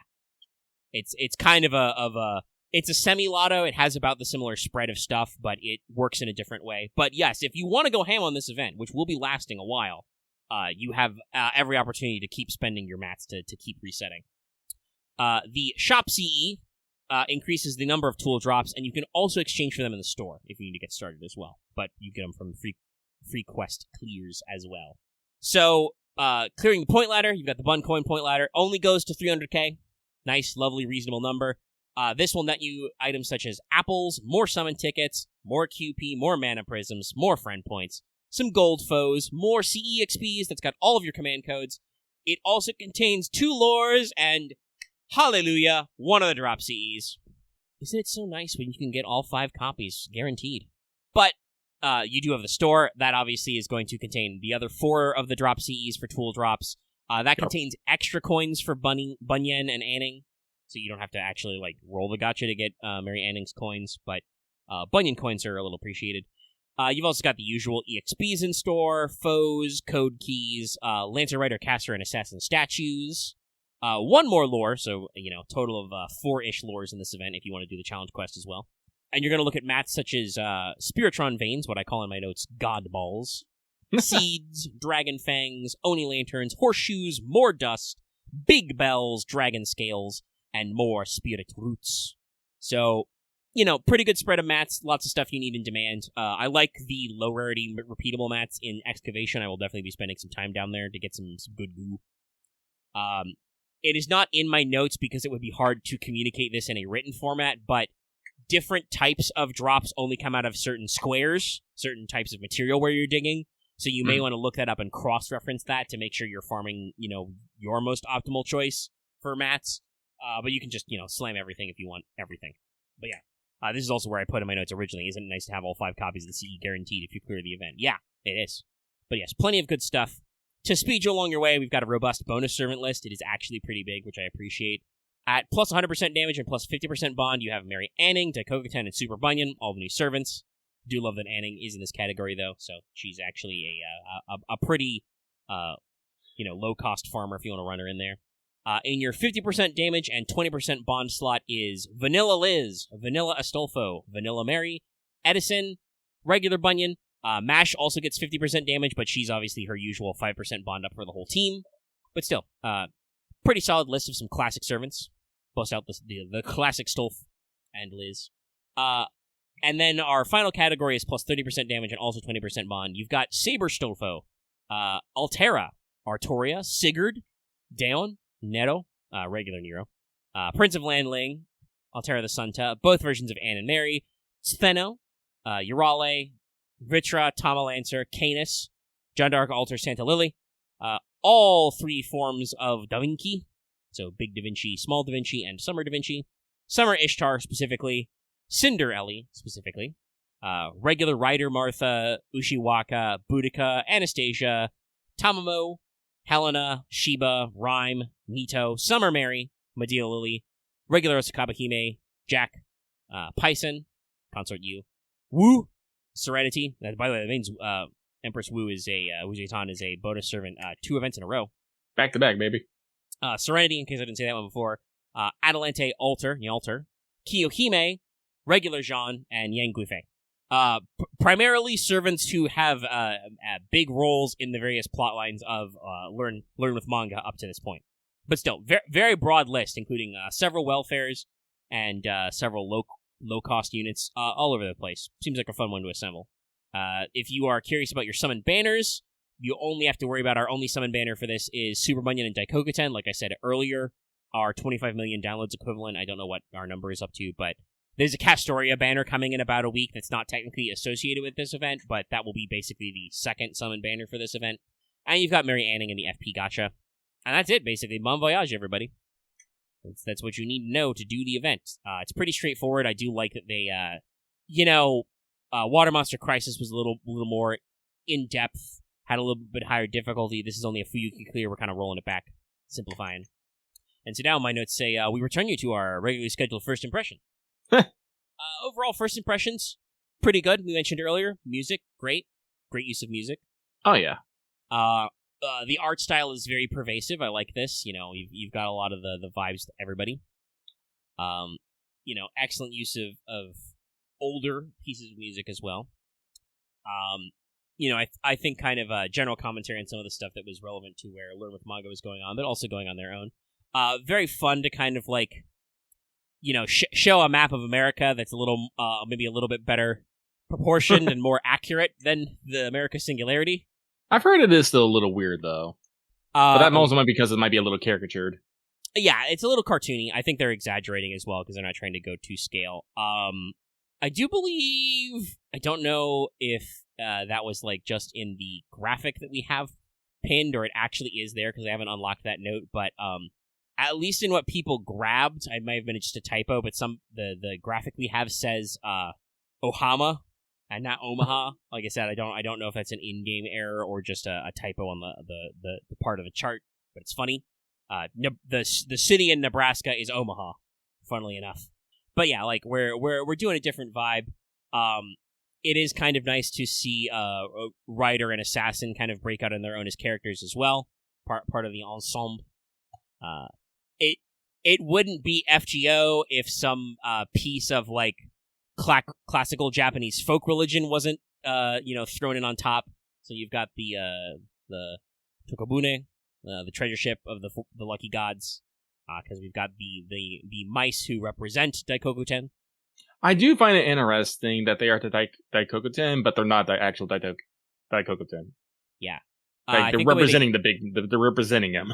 Yeah, the way that they phrase it in their early appearance is that they are mice that work for Daikokuten and represent him because their big boss can't be bothered to show up. So they have all the powers of Daikokuten, but they're also just a bunch of mice. It's adorable. Well, no, Daikokuten must be big as boss because the mice refer to several people as boss, and then you as big boss. So Daikokuten must be big as boss. I may actually have said that. Yeah, I can double check the text. But yeah, or just maybe bigger boss. I don't remember exactly, but there's a lot of superlatives. The mice are very keen on bosses, so much so they literally can't decide who gets the magical treasure ship. So we have a little contest between Super Bunyan and Mary Anning. Shout out to Rio, by the way, doing all these arts. Obviously I like a lot about Anning's attitude and acting, but also just her various expressions and everything are also really good because oh no, I love her expression sheet. Yeah, you can tell this is still the same artist who did that super deformed stuff for Learn With Manga, but also it has a little bit more body and roundness to it, so it's very good looking. No, especially I want to say that about Super Bunyan too. Just apparently it's just that they say it's like a teenager Bunyan. I'm all oh, that's pretty sick. Yeah. And the very inclusion well of like we mentioned before, writer and assassin in full body. I'm gonna assume that because of the shift to the more realistic style, somebody in the art team was like, we can't draw assassin in underwear the entire time. Though the assassin in Learning With Manga does put on a suit and coat at a couple of points when they get serious. So yeah, we're having a lot of fun there. It's very good to see.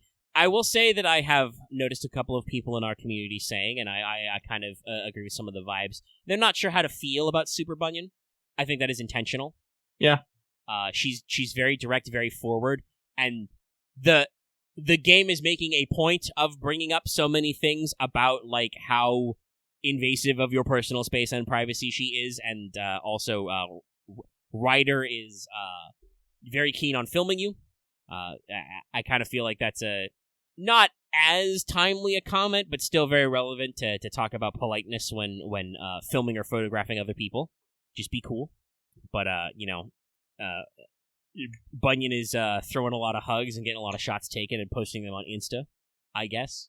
That's somehow still relevant 2 years on.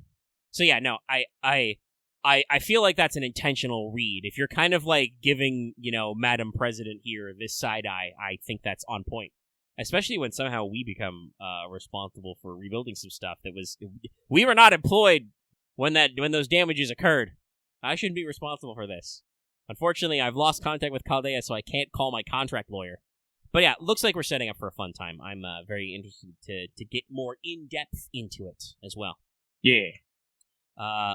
Anything else specific you want to throw out there, Lucky? Specific? Let me think here. We are still pretty early, so it is definitely very fresh first impressions. Like I said, we talked about the music good, character designs are great, story beats seem interesting. We're doing an interesting theme. It's the Mississippi, but with dinosaurs. Love the little slight Steggy nod. Yep. God, I guess that means that, like, you can infer that, that summer actually happened if we're actually including it in other events, like, by name. Yep. So that's something interesting. Take place after that as well. Get on it. Yep. Let me see here. No, I don't think I got anything much else to add. I am curious about Mike the Gator, though. We'll say that. Super Bunyan has a gator on her shoulder. Name's Mike. He seems to be a good old Southern boy, ready to fight. I'm like, I adore this character already, but I need to know what your deal is. Yeah, weird boat gators. Like, is he supposed to be a representation of Mike Fink? Since, that was brought up earlier? Like, that would be my assumption. His name is Mike. And we know that the tails are weird. Listen, I don't think we have had a fucking talking companion that wasn't fucking sus in some goddamn way. Oh shit, I just realized we didn't bring Foe with us. We should have brought him. He'd fit right in. Foe would have been like, Foe, no, I'm not going. There's fucking dinosaurs down there. No, the con ain't like a servant sidekick. They're their own kick. Also, they weren't really an animal sidekick. They were just kind of like there. Yeah, the weird animal guy was the turtle. If the turtle turned into Lord Dagon. Rengoku's not an animal. Rengoku's a sword. And or a small child. But think Apollo, Doomzid, whatever sus. Fucking Onicure's magic animal is. Very sus. Amogus. There's probably more that I can't think about. Vine boobs in here. No. Listen, we don't know if we trust small animals. Orion, very animal. shady. Yes, also Orion, teddy bear. Yes, Orion the bear. Ruby is sus, but Ruby's not an animal, but Ruby is. I don't even know if we should call Ruby suspicious. I think Ruby's a wanted criminal. That stick is bad news, y'all. That stick's done some weird shit, which is funny to say because Ruby is a stick. You're a magical staff. How the fuck did you fuck this up? Helena and Geronimo have like little totem side creatures, but they don't have the same much personality. No, Helena's little guy is just a little familiar she made to represent somebody she knew. Also, that reminds me, talking about the Mahoyo, apparently fucking Robin's bluebird is the bluebird from fucking Mahoyo, and that is a fucking Cockney Brit. Oh yeah, I remember this conversation. Alice has a little bluebird familiar, a little blue robin. And then Robin Hood has that in his art, and people have only just now realized the connection. Yeah. Which makes it even funnier because he's not in the bonus servant list. I wonder if we'll get any acknowledgement of that. But yeah, that's a fun one people like. Yeah. Well, that's more just Kirky's pigs are just, well, they're not like animal companions. They're probably people that she knew once and turned to fucking pigs once. I mean, magical familiar animals are a little different. Like, we don't really see a lot of them, but Semiramis, summons doves. Those guys were kind of little shits in the event, but they're doves. They're mostly harmless. Doves are just up-jumped pigeons. That reminds me, I did actually, like, speaking of, like, sus animal companions, Yang Guifei's, handmaidens, the fire spirits, they talk to you like it's a Nika Nika Dogo video, with the comments side scrolling. Yeah, the gator is weird, and Super Bunyan is more juiced up than you might expect. But everybody in this event so far is kind of over the top, so we'll see how it goes forth. I'm excited. Don't know if you should trust it. You guys have lucked out in rain. The house under the sigil of the gator is already defeated. I'll count our blessings.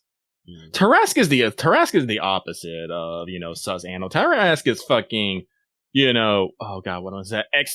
Exploited workforce. He is put upon. Even when he's a food truck. Field kitchen. But yeah. Okay. I mean, he was tiny. He was very small when he got loaned to Achilles. But yeah. And he did say some shit when he was small, but I think he was just talking smack because Martha wasn't there to beat his ass. It's true. Achilles' horses? The one that talks is an asshole. Yes, this is completely true. Also, smartass. Tripitaka's horse also fucking. Well, Tripitaka's horse is a dragon. True, but they don't ever reference that really, which is weird. But also, I do actually think that might be true to the novel. I am pretty sure at some point Journey to the West forgets that Tripitaka's horse is supposed to be the water dragon. Journey to the West is really long, y'all. Because I think doesn't. Because I remember this from was it the Amazons event or was it the Hot Spring event? But all the horses get together and they chat, and you just learn that a couple of them are just completely unhinged. Yeah, that was definitely a thing that happened once. I don't remember which event it was, but there was a horse conversation because we have a lot of named horses. They're part of the thing. I'm pretty sure Lancer Artoria's horses are normal. Yes. The Lamray and Dunstallion.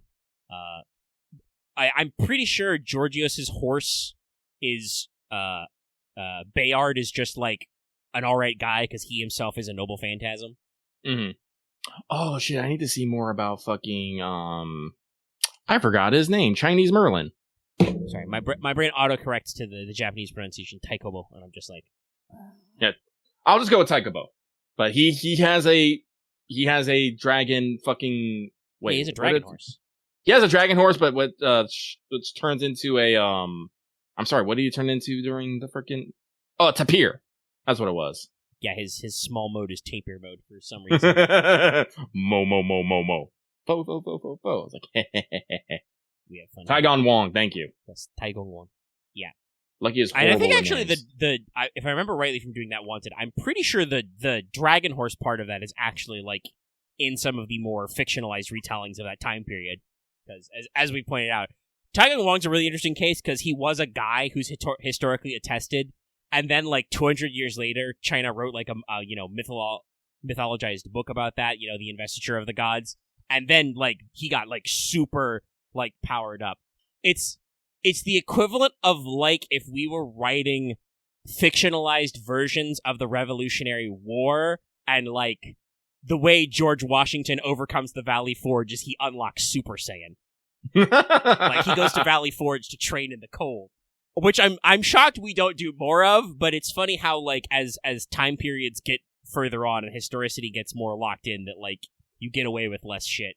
But yeah, so far interesting event. We'll be seeing how it all plays out. I mean, there are some very fun pulp comics and serials, but like I said, it's not like we write Superman, but instead of it being about Superman, it's about, like I said, Abe Lincoln.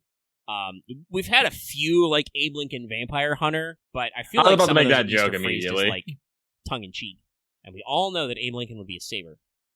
But we can probably move on to what we call the What's Up Zone. The What's Up Zone.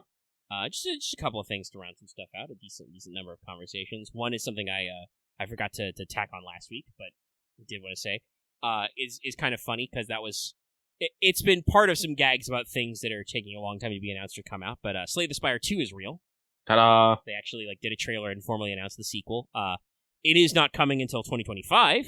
Jesus. But they have a trailer in there. They're gearing it up. That's fun. That's also very relevant because as you know, for a little bit there while I was between games, I went back in the Slay the Spire hole.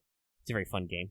But yeah, it's good to see them announcing a sequel, and it's very funny because that was one of those things that people were like, "Oh yeah, it's never going to happen." Along with Hollow Knight Silk Song, which is actually probably real. It has been filed for ratings board in several places now. I am pretty sure. Let me double check by Googling, but I do believe, based on the fact that this auto-completed. Oh, okay, it already the Indie World already happened. Okay, was Silksong in that? I guess not, because people aren't losing their mind. But maybe we will see some more announcements. Some of these games do seem cool, though. I do know that they previously announced Silksong at an Indie World, so people were kind of curious if there was some overlap. But still, we're chipping away on stuff. But speaking of technically indie games that are in early dev, we finally got some solid Hades 2 news. Hades 2 has announced their systems test. Kind of a closed beta, but not really. It's still early access, and they're doing a closed period you can sign up for. So it's not quite like normal early access, but I don't actually know how normally with I'll say the acronym out loud. Normally with CBT, you're not supposed to necessarily publicize what you're doing, or you have to follow very strict guidelines. Hades 2 basically announced this by doing their own big stream of it for a couple hours, so I don't actually know how close they're playing into the vest on stuff. And they're slowly opening it. I haven't actually applied for the systems test. I'm probably going to wait until it's in regular early access or maybe even full release. I'll see how people are vibing with stuff, because Hades is really cool, but I also kind of liked being able to play the whole thing in its more completified version.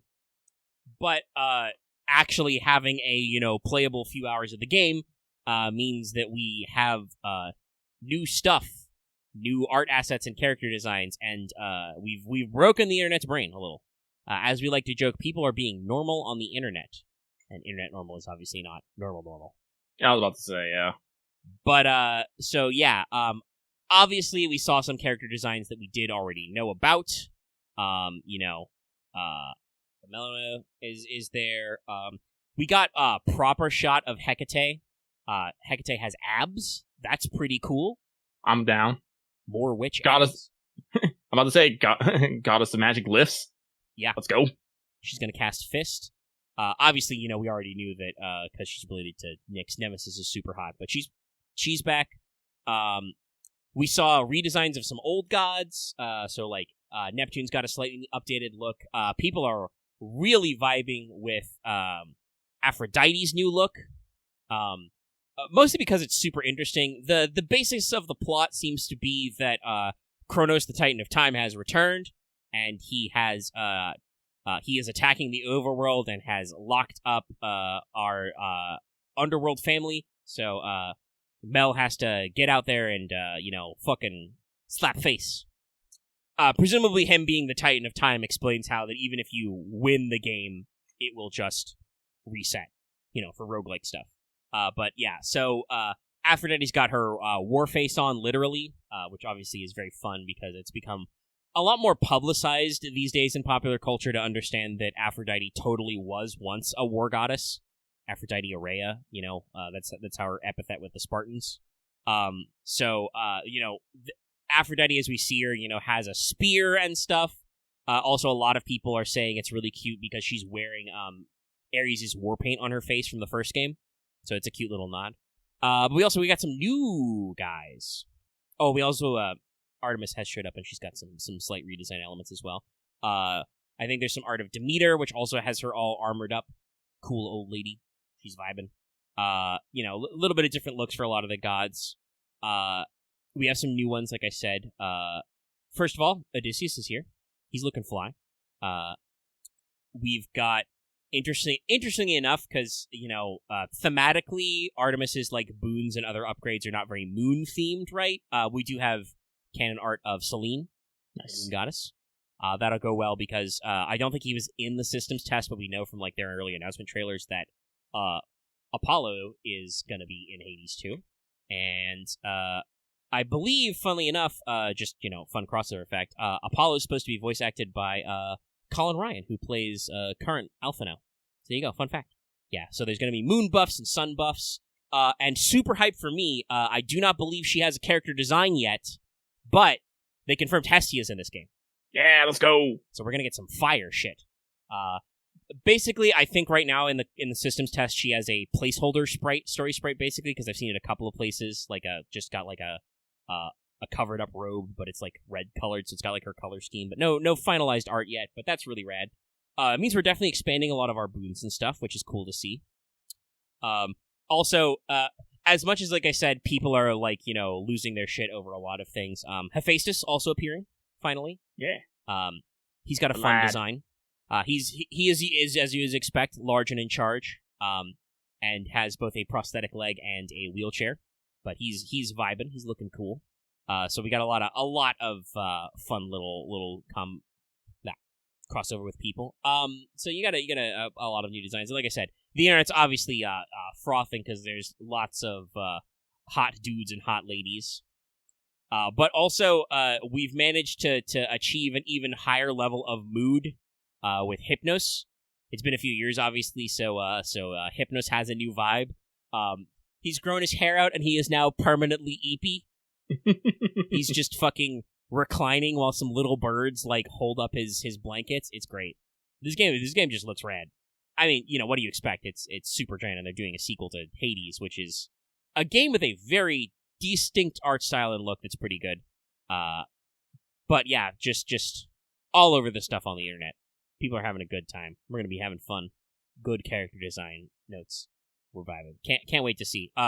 So like we've got, all new character design stuff. We've got, new gods, but also I like how that ties into having, new boons. They made it sound like we're going to do a lot of different new weapons and combat styles because Mel plays very differently than Zag, kind of a thing. Mm-hmm. So, like, it seems like they're doing the good work on that sequel. Like I said, I'll be very interested to see, like, normal early access and obviously the finished product. But the first Hades went through a fairly extended early access period to iron out a lot of their kinks and stuff. So, like, I assume Supergiant will keep a similar dev cycle. But yeah, that was a good one to kind of like, not really like completely out of nowhere. They did a little bit of vibe up, but they did just kind of slide in and be like, hey, we're announcing our systems test. You want to see what it's like? Watch this stream. And then the internet was just screaming for a day. Screams. Yeah, it's gonna look good. Probably won't do like a full series, but I've streamed Hades a couple of times. Probably expect maybe a couple of like one-off, pop in, show some stuff, have some good time. Also, another interesting little note. I mentioned earlier, Alphino, Final Fantasy 14. We actually got an update from our beloved producer, Yoshi P.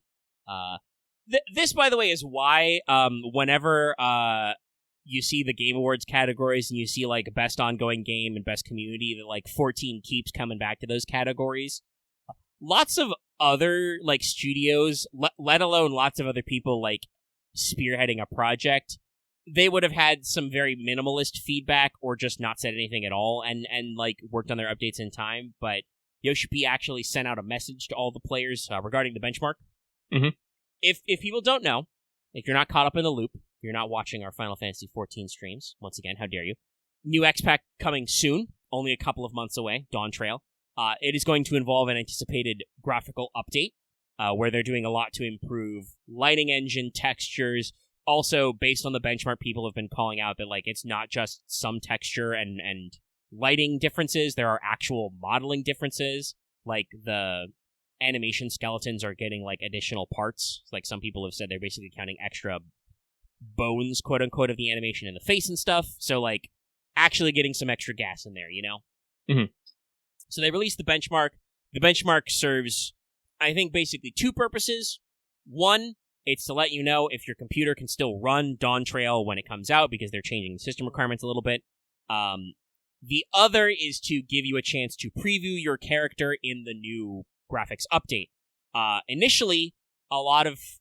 Well, I don't actually know how many but a decently vocal amount of people were getting on Twitter and posting a lot of stuff because there were some quirks of both the new graphics and also the character creator. In general, what a lot of people were saying at the time was, hey, make sure to actually leave the character creator and do the benchmark that involves some, like, cutscenes and stuff to actually show you your character in motion in the natural lighting of the world to see if that still looks weird. Lots of people posting Twitter screen caps. We're not taking that advice to heart, necessarily, as you do.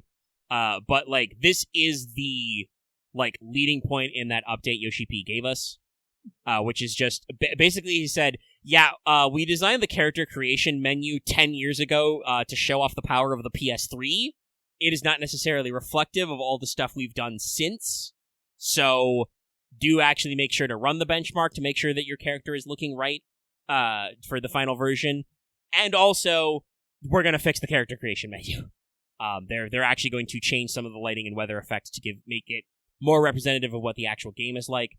And he said that they plan on doing this not only to update the benchmark for some of these new features, and actually some fixes. They have, he acknowledged that some people have pointed out there are some issues where some of the textures and models don't quite line up. I believe there were a couple of combinations of, like, race, gender, and certain heights where you could, like, see seams where, like, the body model met the, like, head and neck model, Mm-hmm. A little stuff like that, but something that you will notice, especially if you are one of those people who spends 5 billion hours creating their avatars. So they're planning on not only packaging some of these fixes into Dawn Trail when it actually comes out, but also they're going to update and re-release the benchmark as well, which is nice of them. And completely unnecessary. The benchmark is just a free thing so that you can check that you run Final Fantasy XIV goo, But there is a certain amount of respect for quality out there that the 14 team that CBU3 brings to stuff, which is like really cool. Again, like I said, this is why this game constantly gets nominated for updates in community, right? Like this kind of like feedback and care. Yeah, usually best ongoing and best community. Yep, and it deserves those noms usually. So I believe in bold the big things was basically this is something that when they were previewing the graphical update and like the fan fests, I thought was really cool. They've made the specular highlights in your eyes for characters much more dynamic, much more part of the world, right? Mm-hmm. Which looks really sick in motion. In the character creator, where the lighting is weird, there are a lot of people talking about their soulless or lifeless eyes. Literally, that's the first bullet point in this update is lifeless eyes due to lack of highlights. Bad lighting conditions and backlighting kind of like flattened and altered some of your facial contours. And there are a lot of people commenting about how like skin and hair could either look not very glossy or too glossy doing this stuff. So they're going to work that out. They also talked about how they just had some bugs because, they're hard at work trying to like bust out the final product of Dawn Trail. But just like they said that there were some issues with some of their rendering and some of their texture implementations where like, hey, you were supposed to get some high-res textures in the benchmark and you just didn't. So they're gonna fix it, which is nice. Nice of them to call this out. He's out. Yoshipi's out here straight up saying, "I sincerely apologize for inconvenience." Mm-hmm. All very polite and stuff. So I'm glad to see this respectful approach, and I think people are generally receiving it very well. Yeah, mostly. Yeah, I haven't seen people like freak out too much. There's like a lot of people I have seen like on Twitter holding this up are like, see, this is what we mean where like give them detailed feedback, they will take it into account, Mm-hmm. You can't just be like, God, my eyes, I don't like them anymore. You got to be like, hey, the lighting on my eyes looks wrong. And they can be like, it's because the lighting on your eyes is wrong. It's not what we meant to do, kind of a thing. There are still some, and I did see like in the Twitter comments, there are still some people talking about it. There are still some like bugs that were not specifically named in this update, so we do not know if they are in there. They did talk about there are some issues with like textures and scaling for the mouth of stuff. people are still out there because the benchmark does still not have the extra fang on Moon Mikote. Mooncat fangs are still nerfed or at least they are nerfed in the benchmark, and this update did not specifically address that. That is kind of part of their like special, sub-race vibes, so I do hope they do actually fix that. I'm gonna assume, based on what they're saying in this release, that that probably is not an intentional error, and it's just not being, rendered out or modeled out correctly. But yeah, it's just good to see this stuff, and I think it is important to remember that if you're like, oh, I don't think my character's gonna look right in the new thing, Yoshi P straight up said in the fan fests, hey, we're doing some graphical updates. Your character might no longer look exactly like what you want. We're giving everybody a free Fantasia. Like, that's not just so 80% of players can switch to Hrothgals. 80% of players are going to switch to Hrothgals, by the way.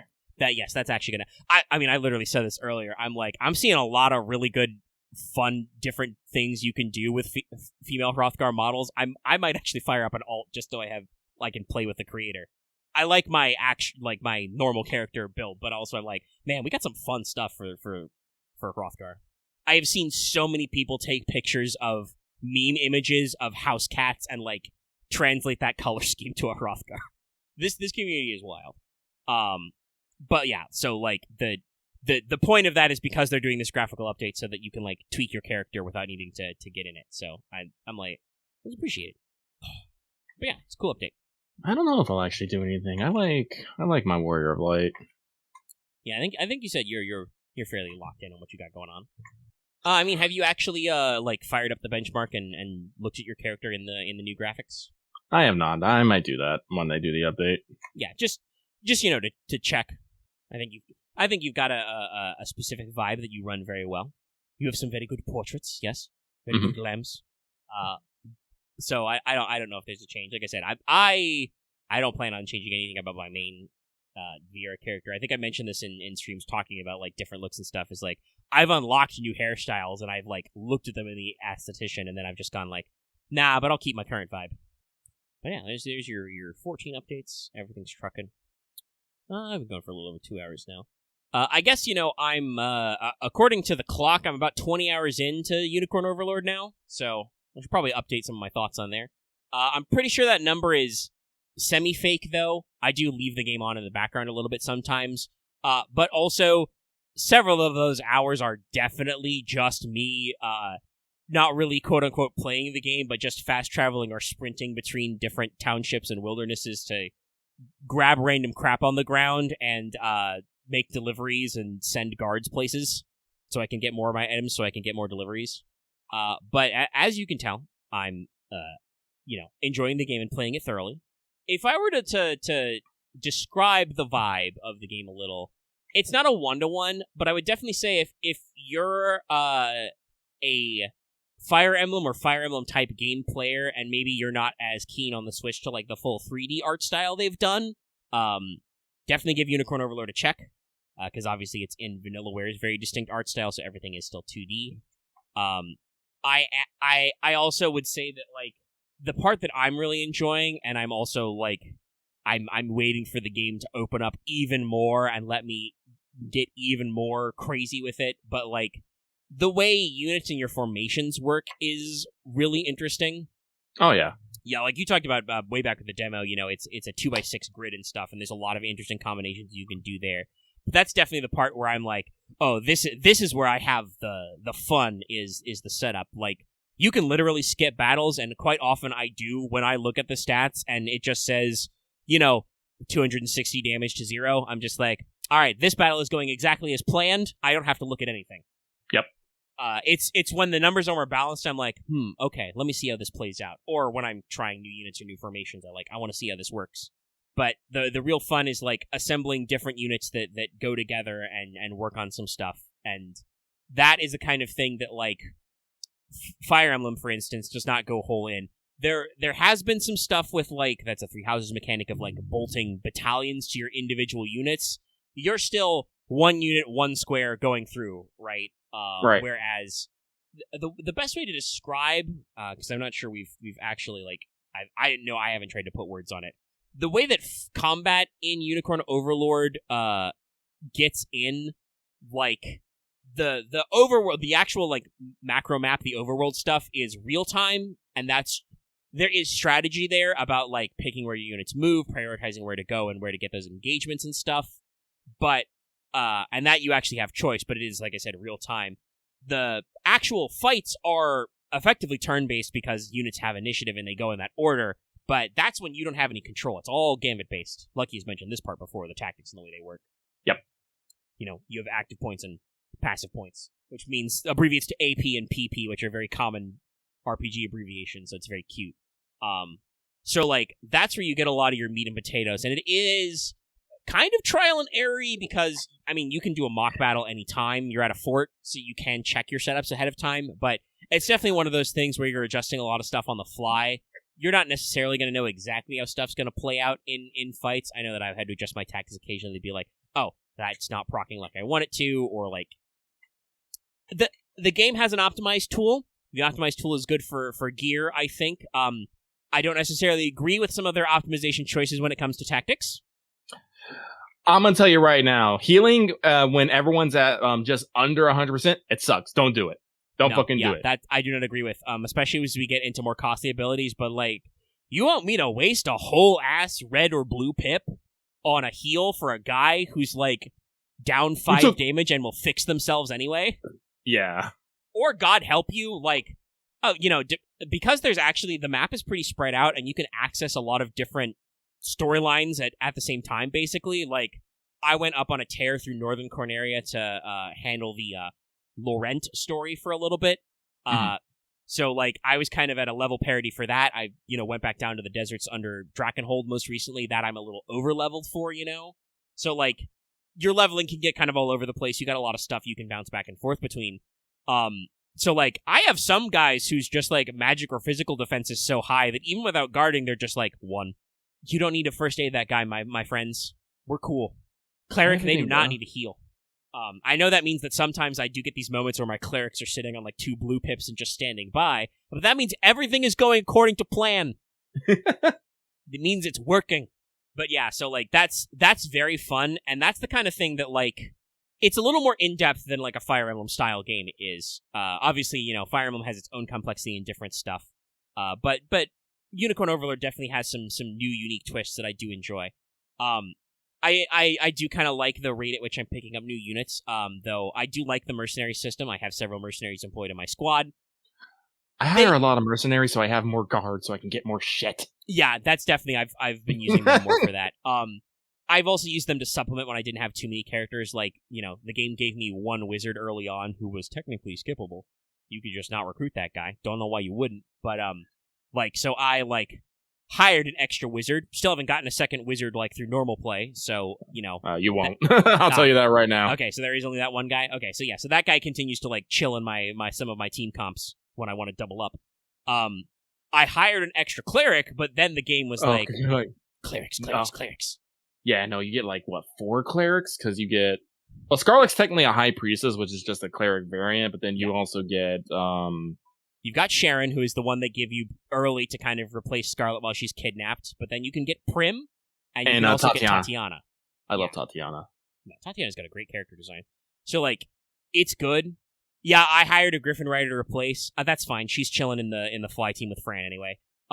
My Air Cav unit also has a Dragon Rider I hired because I've done several battles in the Dragonland, and they haven't given me one of those units already, so I'm like, okay, I need one of these guys.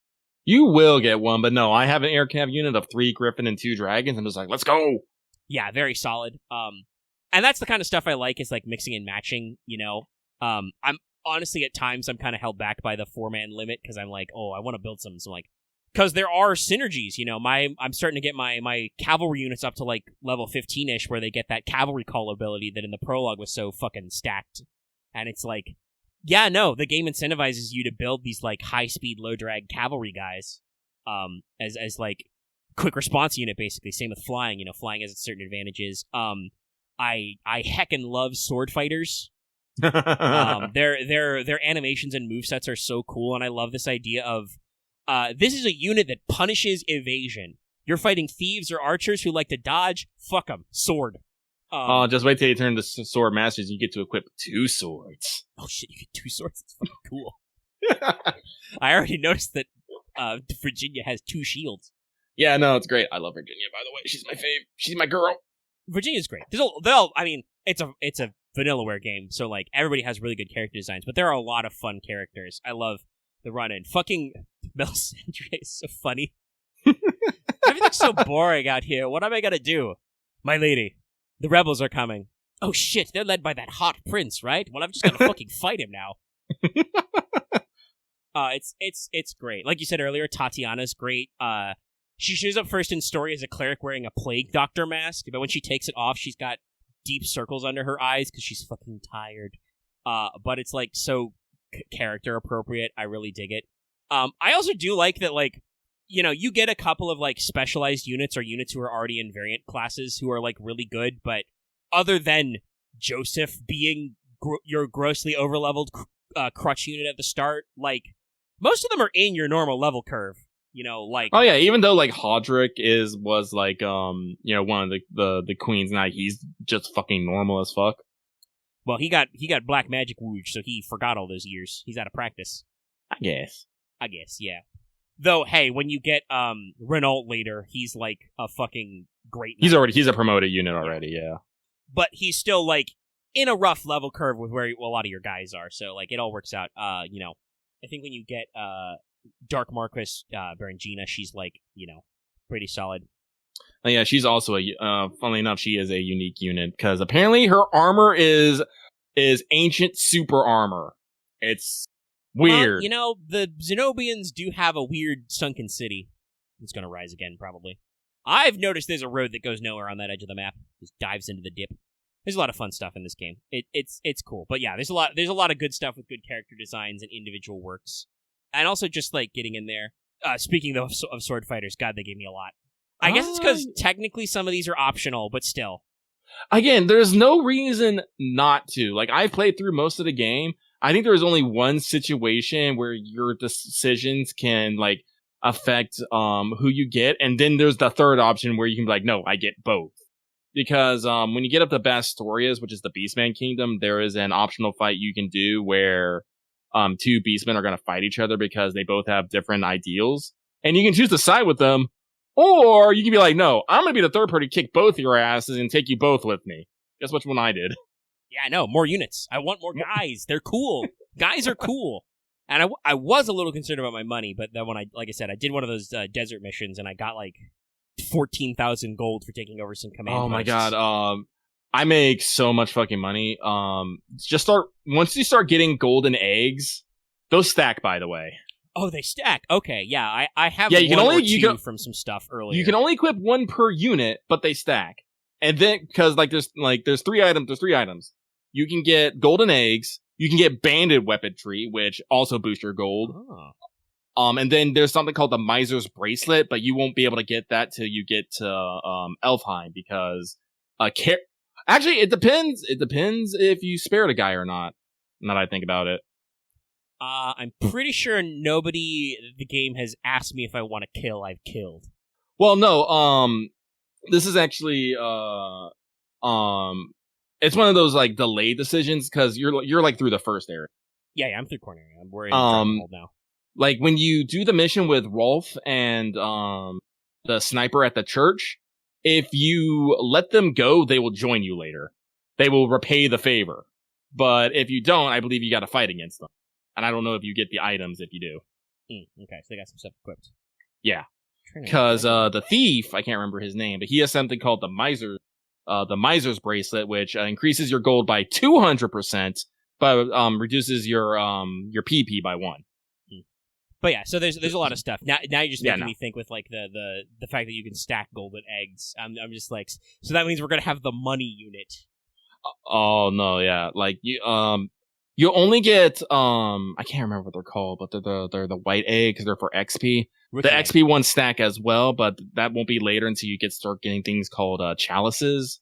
Those are also XP boosting items. So yeah, if you want to like rush some units up, you can just like throw all that at them. Well, that is good because when you hire mercenaries, they are usually a little low on that level curve, even for the area you recruit them in. Mm-hmm. So that's good. I appreciate that, and the way like the treatises get, which are all technically farmable because you can do sigil battles, which I Yeah, no, appreciate. yeah, no, like when I'm grinding, I just throw a bunch of eggs on my lowest unit, and I go to one. Especially if they have something like when they start using you start getting siege equipment, like if you get catapults and ballistas.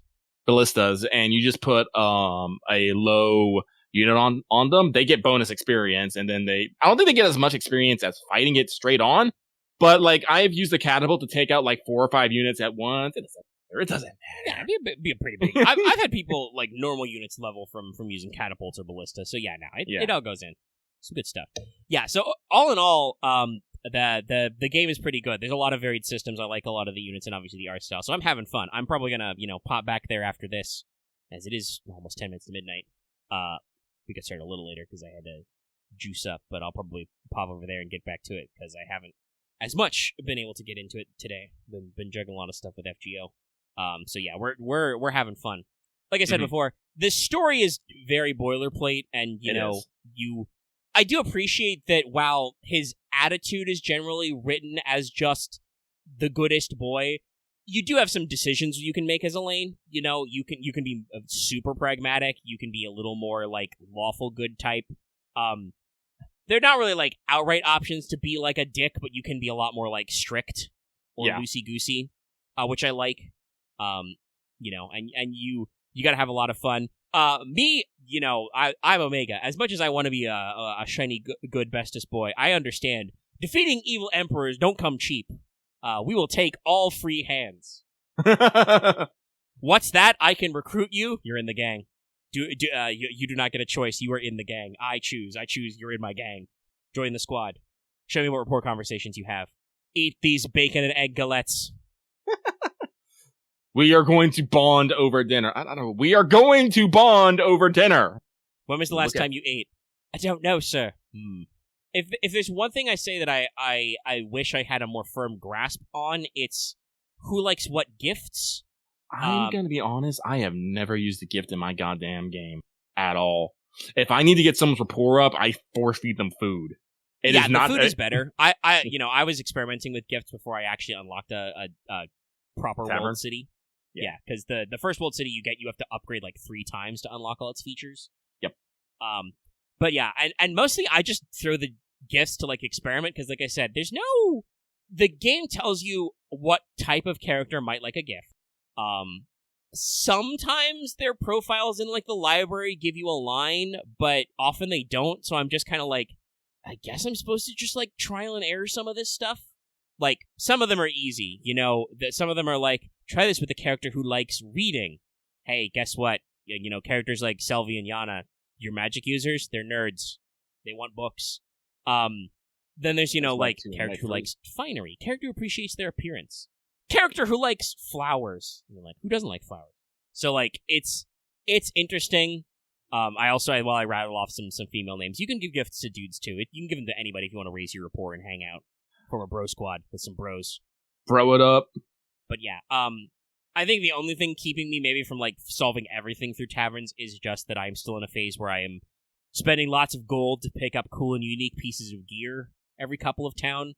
I am sure though with you describing the system of even more money, eventually money will just become not a problem. We will just defeat the economy. So then we can probably just go crazy. Yeah, I don't know how you're bankrolling yeah, Elaine just literally bankrolling his entire campaign, one, mystical fight at a time. It's a little silly to think about. Listen, God is on my side. I hear voices from the heavens, y'all. God, sorry, I'm just flashing back to that guy fought like a final boss. Yeah. He was a chunkster. I like how Elaine was, holy shit, I did it. And then you were like, oh no. And then he just fucking comes back to life and you're like, what the fuck? Shocking, the weird little beard gremlin man who fucking appears out of nowhere is key to the big bad. Like I said, I like the characterization stuff. The actual plot beats of this game are nothing to write home about. They have a few interesting narratives in some of their side quests and stuff, like I said. The main plot is you are the displaced heir of a country who's been taken over by the most obviously evil guy ever. He literally has horns on his giant dark armor and a huge axe. He is the bad guy. And, like, you go from there. And, you know, I'm hoping for some more interesting twisty and turnies and stuff. And like I said, everybody, you know, all the characters read pretty well. It's all, you know, Robin out there cracking on Lex. That's a little unfair. Lex is a pretty solid unit. I think I maybe should He's your boy. him. I should switch him up maybe from being a team leader because I think he's a little slow, as in he has a little less mobility. But fighters are good, actually. Like, the game's only given me a couple, but I like them. You only get those two, Colberts and Okay. Lex, so if you want any more, you're gonna have to hire them. All right, I may do that then. But, like, currently I believe my Lex unit is basically a kind of a shock troop. I've got, slash flyer killers, because I've got, Lex and Oculus in front row, and then it's, Sharon and Chloe in back row. And she's Chloe's high enough level to throw spears at people. My shock troop is actually 2 gladiators and 2 breakers with a cleric. Oh, I also have a team that is just that. That's my siege team, I guess you would say. Is this heavy armor or barricades? Fuck you. Technically, I didn't really plan it this way. It's just I only have one of these guys, and they're very specific stuff. My unit with Elaine is just you know, Elaine and his 3 girlfriends. It's fucking I've got Selviana and Scarlet in there, and it's just like, this man, get him to the finish line. That is absolutely my same unit, except I have 4 girlfriends because it's Virginia in there as well. Your max unit is 5. Yeah. Yeah, I'm not high enough level to get that 5th slot yet, so... Yeah, but no, that I have the exact same setup. Virginia's in her own, you know, specific unit as well, because she's a very flexible unit, but that may end up being how things go, you know, I'm still working out this stuff. I like a lot of the flexibility you can get with guys and a lot of the different stuff you can do. Sometimes I am still building units occasionally just for the free rapport builds, because I want to see it. Like, the moment I recruited Clive's ex-fiance, I slapped him in his unit because he was leading my cavalry unit anyway. Oh, yeah, no. My cavalry unit is 2 Radiant Knights, 2 Great Knights, and what was the promotion of a Doom Knight? Was it Death Knight? Probably, sounds about right. Anyway, but the promoted unit of a Doom Knight. And I'm just waiting with bated breath to see Monica and Clive's report go up. I'm like, yes, I am that guy. Yeah, no. And like I said, there's a lot of fun with the different unit variety. Like, every character, I think, truly has a role. And I feel like with the mercenary hiring system, it gets away from a problem that games like Fire Emblem do sometimes have, where, like, there are Fire Emblem games, usually not these days, especially because games like Three Houses just, like, completely unbolt the characters' like character vibes from their class. You can just freely multi-class if you can make certain skill certs. But like there are old school Fire Emblem games where like you get one guy in this class. Do not let him die. You will never get this class again. Hell, there are games with literally no recruitable units in that class. I think the actual FE7, the first game to come out in the West, the banditos are bandits are enemy only. You literally can't get that type of axe fighter guy. There's like one recruitable pirate in the game, maybe two, and then one guy who starts pre-promoted as a berserker. So like the fact that the mercenary system lets you go, oh, I could use more bow dudes, because archers, versus flying units are important. I'm still waiting for I'm hoping the game will give me a crossbow guy, an arbalist. I don't think I've seen the higher menu either. If you're in Dragonhold, you are on the right path. You need to head south and all right, that's east about where I'm at. I'll keep it out. Okay. Because I saw them while I was like up north, and I'm like, ooh, the crossbow guys, arbalists, different. Okay, we'll get in there. Oh, but their promoted class is so crazy. I can't remember what it is, but it's they get a crossbow and a great shield. Nice, that's cool. Yeah, I know, it's so cool. There's a lot of really good stuff. Like the classes all feel distinct, and like I said, all have different roles. Like it's funny. Like in games like Fire Emblem and lots of other games, thieves are usually like little scouty baby units. You gotta be careful about them. The way thieves work in Unicorn Overlord, they get free dodges. If you've got PP, you're dodging. Unless the enemy has some kind of like true hit type attack. So you can actually use thieves as frontliner tanks, basically. Dodge tank, baby. Yeah, you get to dodge tank, which is actually, like, really neat. And then you've got units like hunters and sword fighters who have, like, sure hit abilities who can guarantee that you hit those guys. But those guys, can't do jack shit against heavy armored units who guard all the time, like hoplites. Then you need to use magic or armor breakers. There's no, like, weapon triangle or complete class triangle, but, like, there's different values of, like, positive and negatives I like. It's a really good game. I like a lot of its systems. Like I said, I'm literally gonna, when I go back to edit this, I'm gonna go back to playing and we're gonna get back to it because I'm liking it a lot. And like I said, the plot, very basic. Character beats, big thumbs up. Very good stuff. All the characters seem very well written, and I can tell most of them apart, both at a glance and so on. Also, when you hire mercenaries or do the mirror trick even for your non-mercenary units, I like the character options. They got a lot of fun ones. You can pick growth types. You can change their hair color. They got a lot of different cool armor colors. It's good.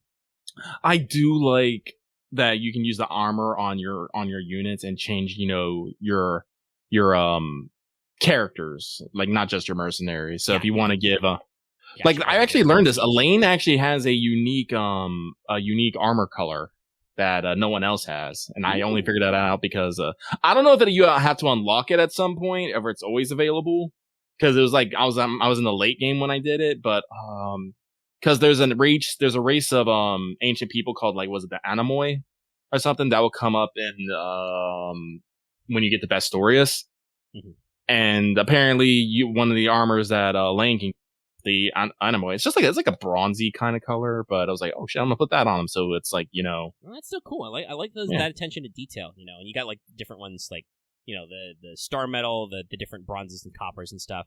You get to do really fiddly. You can adjust literally every character's heraldry. I like to keep them mostly on their defaults because it lets them rep their group. I did actually come up with a custom one for Elaine, which is basically like one half the normal Cornerian seal and one half the Liberation Army. So I've got like a black lion and a unicorn. Oh, neat. But you can do a lot of little bits. And this is absolutely kind of in the POV for Rain stuff as well for Noblesse Oblige. If I get talking about that, because we're still in the dev stage, we're probably going to be here forever, and it has crossed midnight. We're over 2.5 hours. I do want to, like I said, get back to Unicorn Overlord before I get too deep. But just know that we're very excited about Noblesse Oblige. I do, though, have an update to mention about that because it was brought to my attention recently, and I'm very confused by it. But What? Oh, did you not see this in Secret Tabletop? So it appears that somehow the video version of Session 0 that got uploaded to YouTube, the audio is fucked. Is it? Yeah, that's what I had multiple people report, and I checked myself last night. The audio appears to be non-existent. It's completely silent, which is weird because that video has like 75 views, and the average watch time is more than 1 second. This means that it also has comments.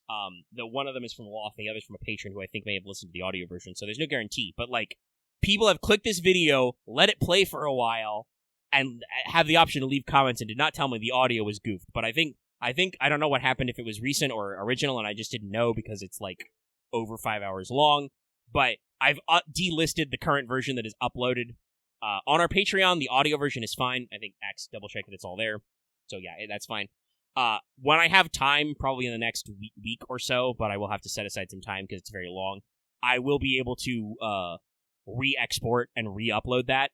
So I will do that so that people can stay in the loop, because it is kind of weird that, we've mentioned some of the Session 0 and some of the stuff with it, and the video is apparently borked, and nobody's mentioned it to me. So completely missed my POV until some of the tabletop crew went back to re-listen. And like I said, I checked myself, and I'm like, yeah, no, I keep skipping forward, and there's no sound. So that's just, I'm not exactly sure what happened there. Like I said, our raw audio recording is very long.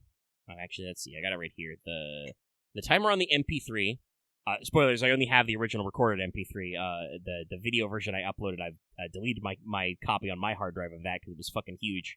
Yeah, it's 5 hours, 12 minutes of audio. So, like, if something skronkled in there, my bad. Like I said, that'll probably be a project I will make sure to re-upload and re-release. And I hope you look forward to it, because we do a lot of world building. We're very excited to actually get to Noblesse Oblige and Reign sometime. It'll still be a while because we got to wrap up our current thing in Cyberpunk in Singularity War. Yeah. Our current Cyberpunk campaign, which will not, by the way, the campaign will not be wrapping, but we're working on our current stuff, and we'll probably take a pauser. But also we've talked about, Aaron's Benison Island sequel coming back, so we'll see exactly where we are after that as well. But the guys are excited. I still I'm chipping away at fluff and writing, and I still got to sit down and finish my intended prologue. But we've got the guys all together, and we're asking character questions and decisions, and working on mechanics and role playing and world building, fleshing out and stuff. So it's all a good time. Yeah. And we may have more stuff later, but I do kind of want to pull this in before we go too overlong, because like I said, I got stuff to do. That said, I will turn to you, Lucky, and say anything else in What's Up you want to bring up this week on your end. Just a small note. Me and the channel are very hype. We're about to do the 1.5 anniversary for Nikkei. The live stream is tonight for me at 2:30 in the morning. I'm glad it's a Friday. So, expect Lucky to be overhyped about this for the next week or so. Especially with Stellar Blade also coming out next week. We already talked about it a little bit, so we don't need to go into that detail. Very much so. But, no, Lucky is very excited for the next week of stuff to do. Yeah. I will probably, it is a little funny, but I kind of expected it this way. We do talk a lot about stuff on Power Wash Simulator because the Power Wash and chill vibe is very good in my opinion. Yeah. So you'll probably actually hear my early thoughts on Nikkei Monday when we are scrubbing. What was the next one? We did. We got a few choices. I think there's a little witch hut. There's the fire station is pretty big. Yeah. But we're gonna be cleaning big stuff, and I will probably talk about it then. Yep. Personally, I would love to talk more about Rain, but as Omega says, when we start talking about tabletop, we go for a while. Also, some other side, I would also like to talk about Singularity War. Actually, we can probably get through Singularity War a little bit faster than. Yeah, we did actually get back to it. We took a week off because of Dallas. Yes, but we had a decent session. There was a bit of kerfuffle in the ways, but one of the main things that I took away is that my character Claymore is not as invincible as he thought he was, and that has given me some slight concern. Even with 10 soak and 20 20 win threshold, someone can still take him out in 3 hits if they're spec that way, and I'm like, I don't like that. So I've been staring at things and be like, how do I rectify this? And unfortunately, the main option seems to be just don't get hit in the first place. And I'm like, son of a bitch. Well, that translates to real life theory, like what they call the defense onion of tank warfare. Yeah. One of the big ones is just don't get seen, don't get hit. Yeah. Then we get into how you can do damage mitigation and I mean, I will say it's not an exact mesh because you were kind of actually both of the characters you actually got decently bonked up in that fight were kind of downstepped from your full. I was going to say full power armor. That is technically true because it is power armor, but it's funny to phrase it that way. But both you and Dallas's characters have even heavier armor options that were not used in that fight. So it's not an exact one up. But yeah, it's good to know. And like I said, I was not shy about saying this after the fact, but I built that enemy encounter to be kind of a DPS race. They did not have a lot of defensive options themselves, mostly just some kind of reactive stuff. And then they had a lot of extra damage. They kind of worked out with the timing, but not a lot of recovery. So it was just who can outspeed whom. Yeah, me starting melee might have borked me a little bit, but so it's just one of those things that I have been thinking about on the side. Like I said, still excited for Singularity War. We are getting the hype on Rain. Yeah. Like I said, that has been talked about very much in our secret tabletop. Passing around PDFs, opening up Google Docs, looking at all the notes, going, "What the fuck was I thinking again?" Yeah. Unfortunately, I've had that problem. I've had that problem with my character, Enos for Klon. As I look, I have performed sing and dance. Why did I do that again? I don't know if I'm actually going to need that. Well, don't. This is part of why we have the and I build it this way, the prologue. I'm going to have the I mean, I'm not shy to say that a lot of design for this campaign was heavily influenced by Final Fantasy 16, but we are going to have, the early run of when you are Smalls, so that we can, the young lads, work that out, and then, skip a few years ahead to, being young adults. Some would say still kids, but obviously in this world, expected to do adult things at least. And so there'll be not only like extra character points in there, but your opportunity to go, oh, maybe this won't come up as much as I thought it was. But I can say this. I don't know if I've said this to you, but I can say this as kind of our closing thought. I don't know if I've actually pitched what I had in mind for the prologue, or if I did. If you guys remember, I remember that we're going to the capital for something. Yes, it's a festival. There's a yearly celebration, like a week long of stuff, and in addition to the usual, hobnobbing and meetings culminating in a grand feast, I want to be explicit that there will be several, because this is kind of like a celebration of, the founding of the kingdom and the fresh new season of the year, probably like an early to mid-spring type festival. There's going to be contests of various things. So you guys will have opportunities to enter into, fencing, tournament, a joust, some kind of shooting competition. Like I said, I haven't actually sketched that part out of my notes yet, so I don't know if it'll just be I'll block out one whole event for just marksmanship, or if I need separate days for longbow and musket, kind of a thing. Mm-hmm. But in addition to martial prowess, there will also probably be slam poetry competition. There will be courtroom dancing, ballroom dancing to go through. Tests of games of strategy and the like. So that it's basically an excuse for, one, you guys as teenagers to build up petty grudges and rivalries with your fellow nobles that can come back years later. That kid you dunked on at the chess tournament, be afraid of him in 3 years when he's still upset about it, kind of a thing. Also, make new friends, meet people, and get comfortable in establishing your character's relationships with the world and each other. But also, I'm going to ask you to roll lots of different skill checks if you so choose, and that can help you guys get a feel for your characters before we go, all in. So yeah, you'll have plenty of time to test if you guys are looking at your sheets and I'm not sure if I'm going to use that. Well, we'll see if it comes up in the intro. There will actually be it'll end in some big plot stuff, but like I said, like all narratives, the pitch is that's going to be everything will be perfectly normal until it isn't. The sea of intrigue and mystery. I'm excited. Political shenaniganery. Also, seeing, if any of you get into a drunken bar fight with any of your fellow nobles. You go to the tavern, you see that kid from House Modern, into a game of cards, he cheats, and then it's well, now I have to fucking punch you. It's like the Sharks and the Jets. But see, this is what we mean about how we'll get on going on. If you get me loosey-goosey and about story stuff, my brain just likes to, chew those ideas long and slow.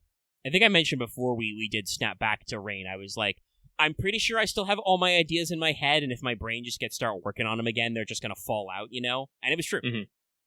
There are occasionally times when I will lose ideas, or I will take a step back and completely rework ideas, but when I'm committed to the bit, my brain will usually chew that one over for a long time. So, like I said, the Rain conversation can happen anytime, anywhere. But yeah, we should probably, if you don't have any other particular things to talk about, right now, we'll get into that later. And like I said, we are playing Power Wash Simulator currently on Mondays. It's our Monday stream. That gives us a solid 3 to 4 hours to just yap about whatever. This is another thing. I don't know how yap got back in the vernacular, but I like it. I approve. We're all just out here yapping. Oh, okay.